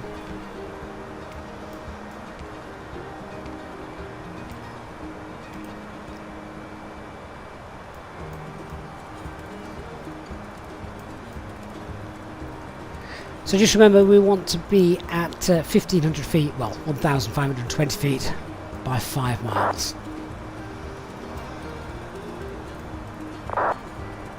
And then it's at that point, once we pass that 5 mile ring, that we can start headed down. Hitesh, can you get the flight pad on an actual tablet? You can in the Phoenix, but don't think you can in the fly-by-wire, or can you? I didn't think you could.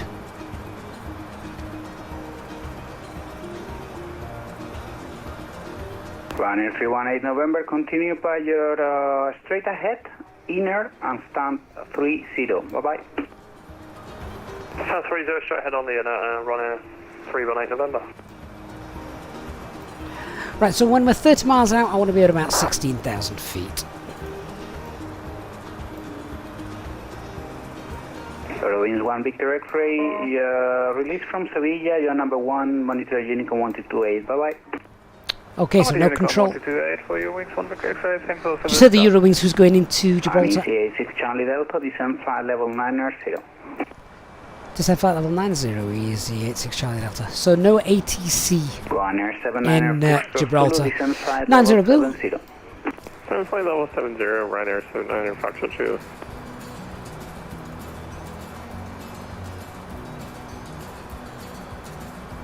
And if anyone's wondering how I worked out the rate of descent that I wanted for that 3 degree, it's just half your ground speed. So as you can see, ground speed is about 416, half of that, so 220, add a 0 at the end, 2,200 feet.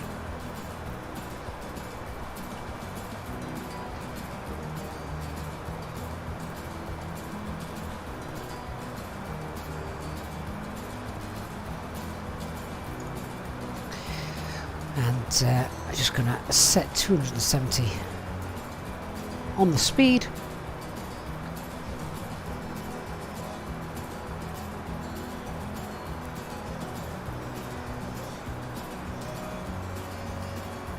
So we've got Malaga down there somewhere. What gorgeous, yeah, that's what Christian was talking about a little bit earlier. Look at that, that's the approach into Malaga. Madrid Control, muy buenas tardes. Swiss for an uniform in Malaga radio check. Doesn't look like any aircraft there though. Swiss 49 uniform, thank you very much. Confirm you have CPTLC. It's not working at the moment, we have some issue. Vale, muchas gracias. Swiss for an uniform. Right, let's start getting everyone ready for the approach. Ladies and gentlemen, the captain has turned on the fasten seatbelt sign. If you could please return to your seats and ensure that your seatbelt is securely fastened. If you are travelling with an infant, please ensure that they are secured safely using the infant seatbelt provided. The toilets will now go out of use until the fasten seatbelt sign is turned off. Please contact a member of the cabin crew if you require assistance.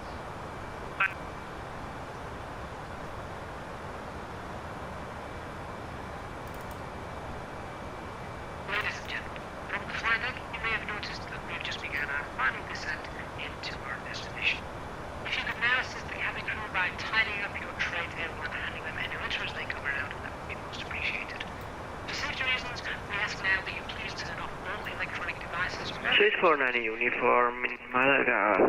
And request clearance to Geneva. Swiss 49 uniform, you clear destination Geneva with the runway 31, Vivas to uniform, climb flight level 9R0 on the squawk 4442. Okay, so there we can see 30 miles, 1,500 feet, about 1,000 feet below the profile that I'm after, which is perfect. Swiss 49 uniform. Swiss 49 uniform, read back correct. The push and start is approved. So with that, we're going to go to open descent, thrust idle, open descent, start rolling that speed back, and we'll begin getting ready. Hey Matthew, so the flight crew... 86 Charlie Delta, you're number 2, the number 1 is now leaving Pimos. Reverse service terminated, Unicom 1228, bye-bye. 122, that's right, thanks very much for the service, and we're number 2, easy 86 Charlie Delta, bye-bye.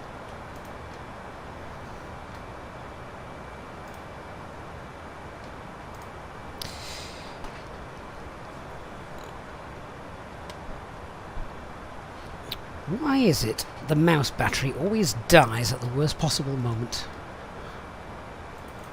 Okay, we've got wired mouse control back up in. Right, 122.2.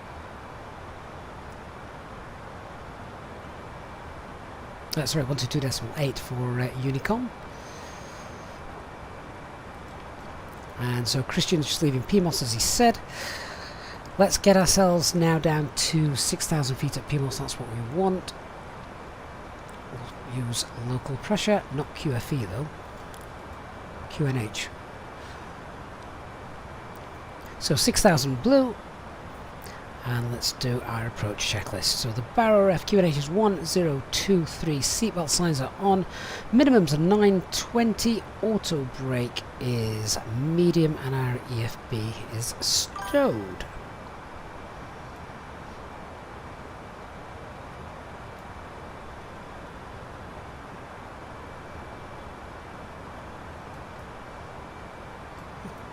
What aircraft is that? That's not you, Christian, is it?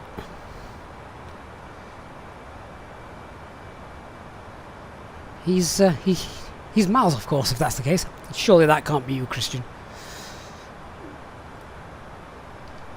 Ginger Ninja such a shame on landing at night. It makes it more difficult. Remember, we've got the black hole effect at night, which for anyone that saw the video that I did a couple of days ago, talking about landing and things. So because of the black hole effect, you may visually perceive yourself as being too high, so you fly low to compensate. We definitely don't want to do that today.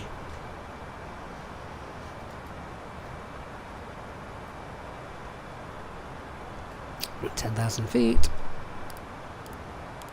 Oh, Christian, are you flying the overview arrival chart? See,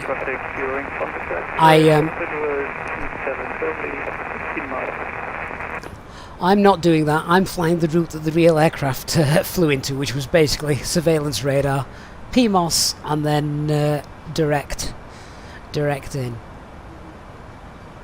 In fact, some of the real aircraft even cut the corners from here to go in there, which is one way of doing things. Right, so I'm going to start slowing us down now. As I said, I want to be nice and stabilised a little bit early, so we'll activate the approach phase. That's all done, so we're thrust idle. I'll throw some spoilers out actually. Help us get down.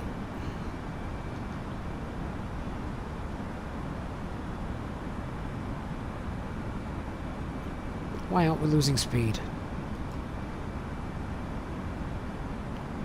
Okay. I'm just gonna level off. Lose that airspeed, and then we'll continue down.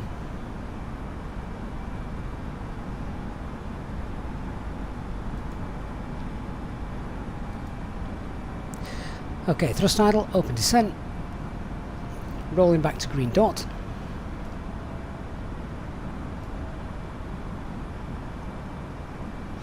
I'm cautious, we are a bit high.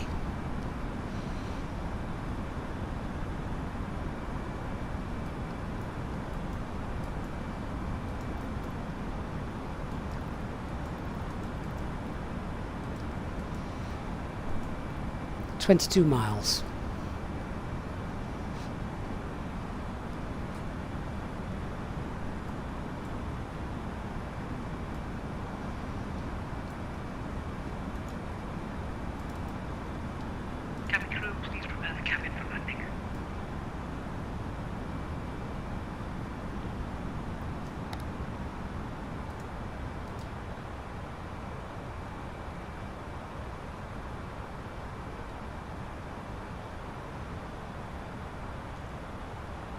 Okay, down to 3,000.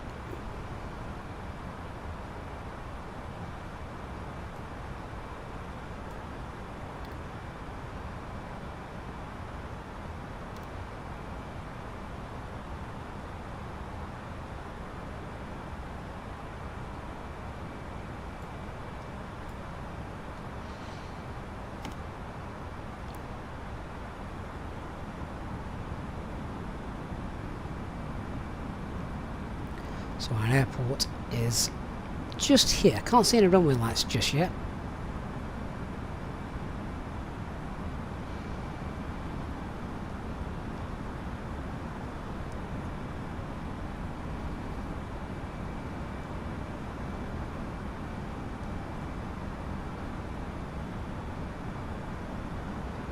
I am concerned we are a bit high on this.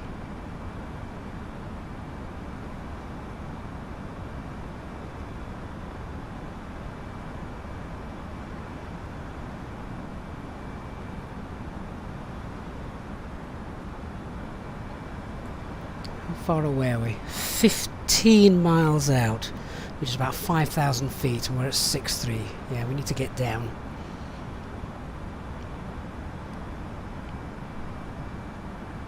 Speed brakes are out.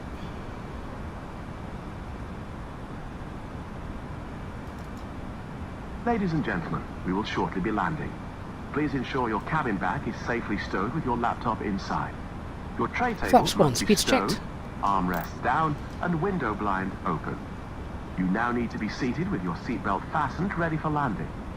Please help us by handing in any rubbish, newspapers, or magazines that you do not want to take with you. The toilets are no longer in service. I want to reduce speed as well. I can still see Christian ahead of us, and he's got to land and then turn around. Flaps 2, speed's checked. Flaps 2.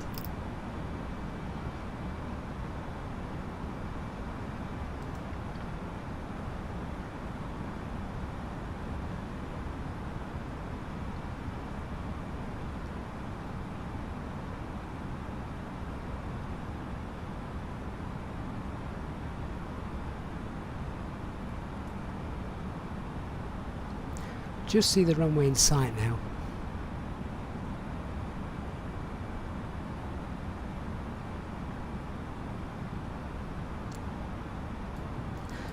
Gonna get my lights all on so when the landing gear comes down.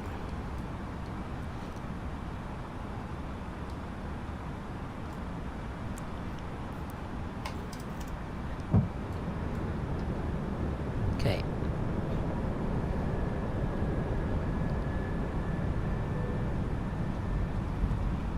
Gear down.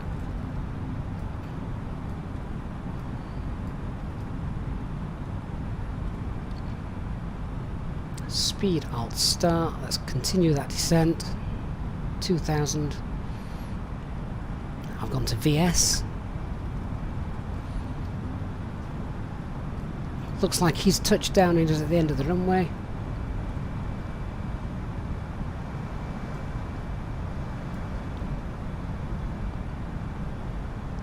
That landing gear's just helped us rescue this, I think. 2,500.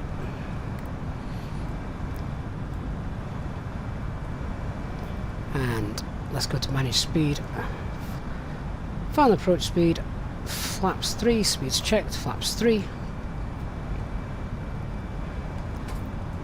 Autopilot off, I have control.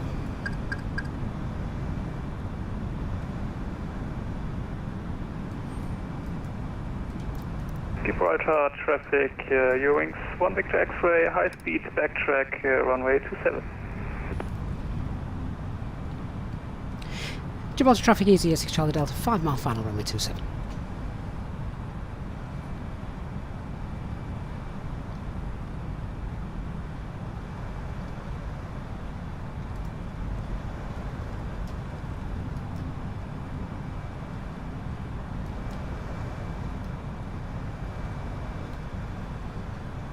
So the pappies are looking good. I think we can commit for the landing now. Looks like we're safe. Flaps full.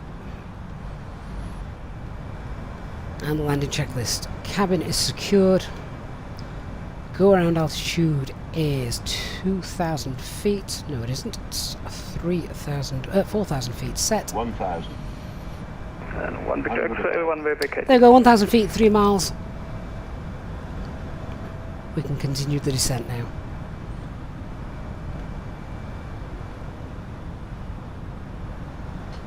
Runway's vacated, so we're clear to land. So, just do that again. Landing checklist, cabin secured, go around altitudes 4,000 feet set, memo landing no blue.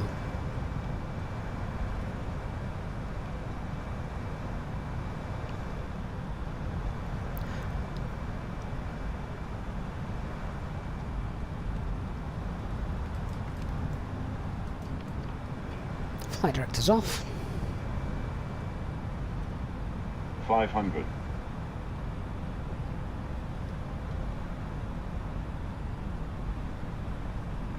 400.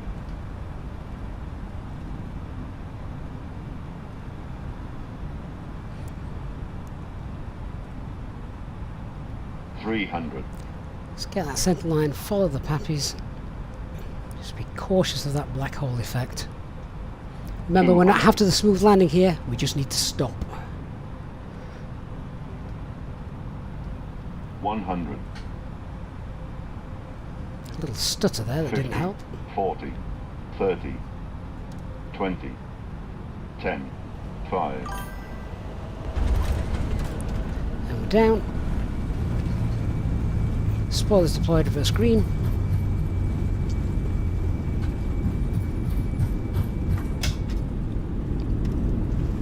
$70 knots and disconnect the auto brake.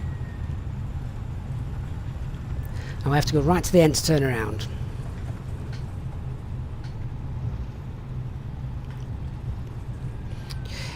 Drax says the landing rate was 316. That's fine. Absolutely fine for Gibraltar.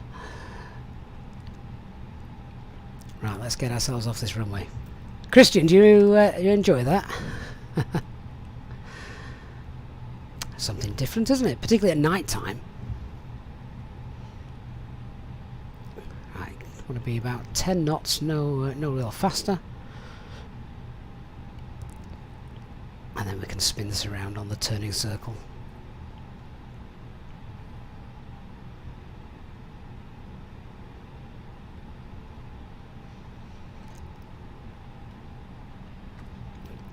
Gibraltar traffic, easy 86 Charlie Delta is backtracking now on runway 09.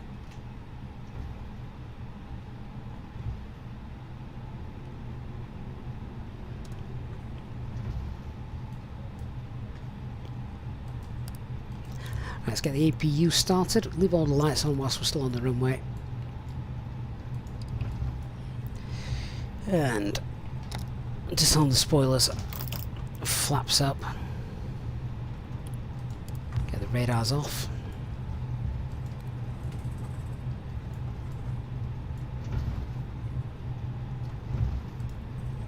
Welcome to Gibraltar, guys.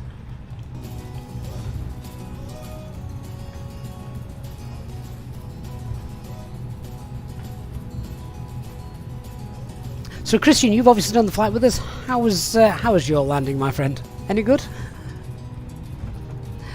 Christian, you've still got 3 tons of fuel spare, have you? What have I got? I've got 3.2. Brake temperatures are only a lovely 180. That's nothing. Ellie on Twitch asks, was it a smooth landing? Yeah, you don't want a butter landing at Gibraltar. You want to get that thing down, you want to stop before you run into the Mediterranean. So anything below 400 and we're happy. It is a strange visual perception though, coming in with hardly any lights.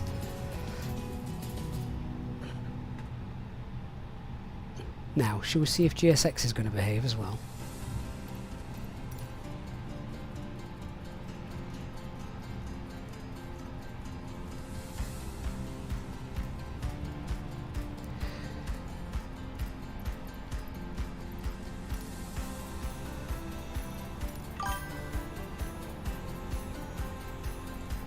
Let's get our lights off now that we're off the runway.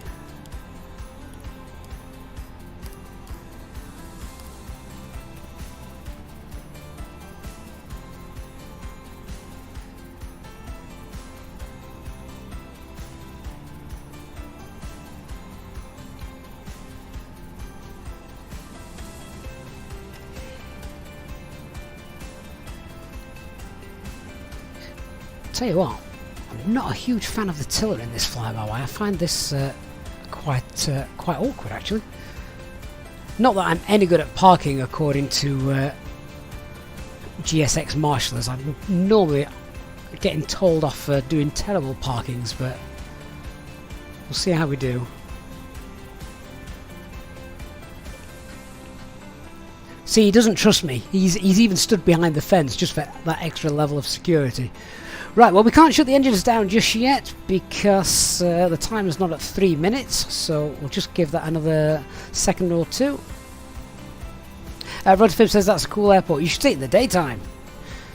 And you should see the other approach. The other approach with the flying around the rock is is mightily impressive.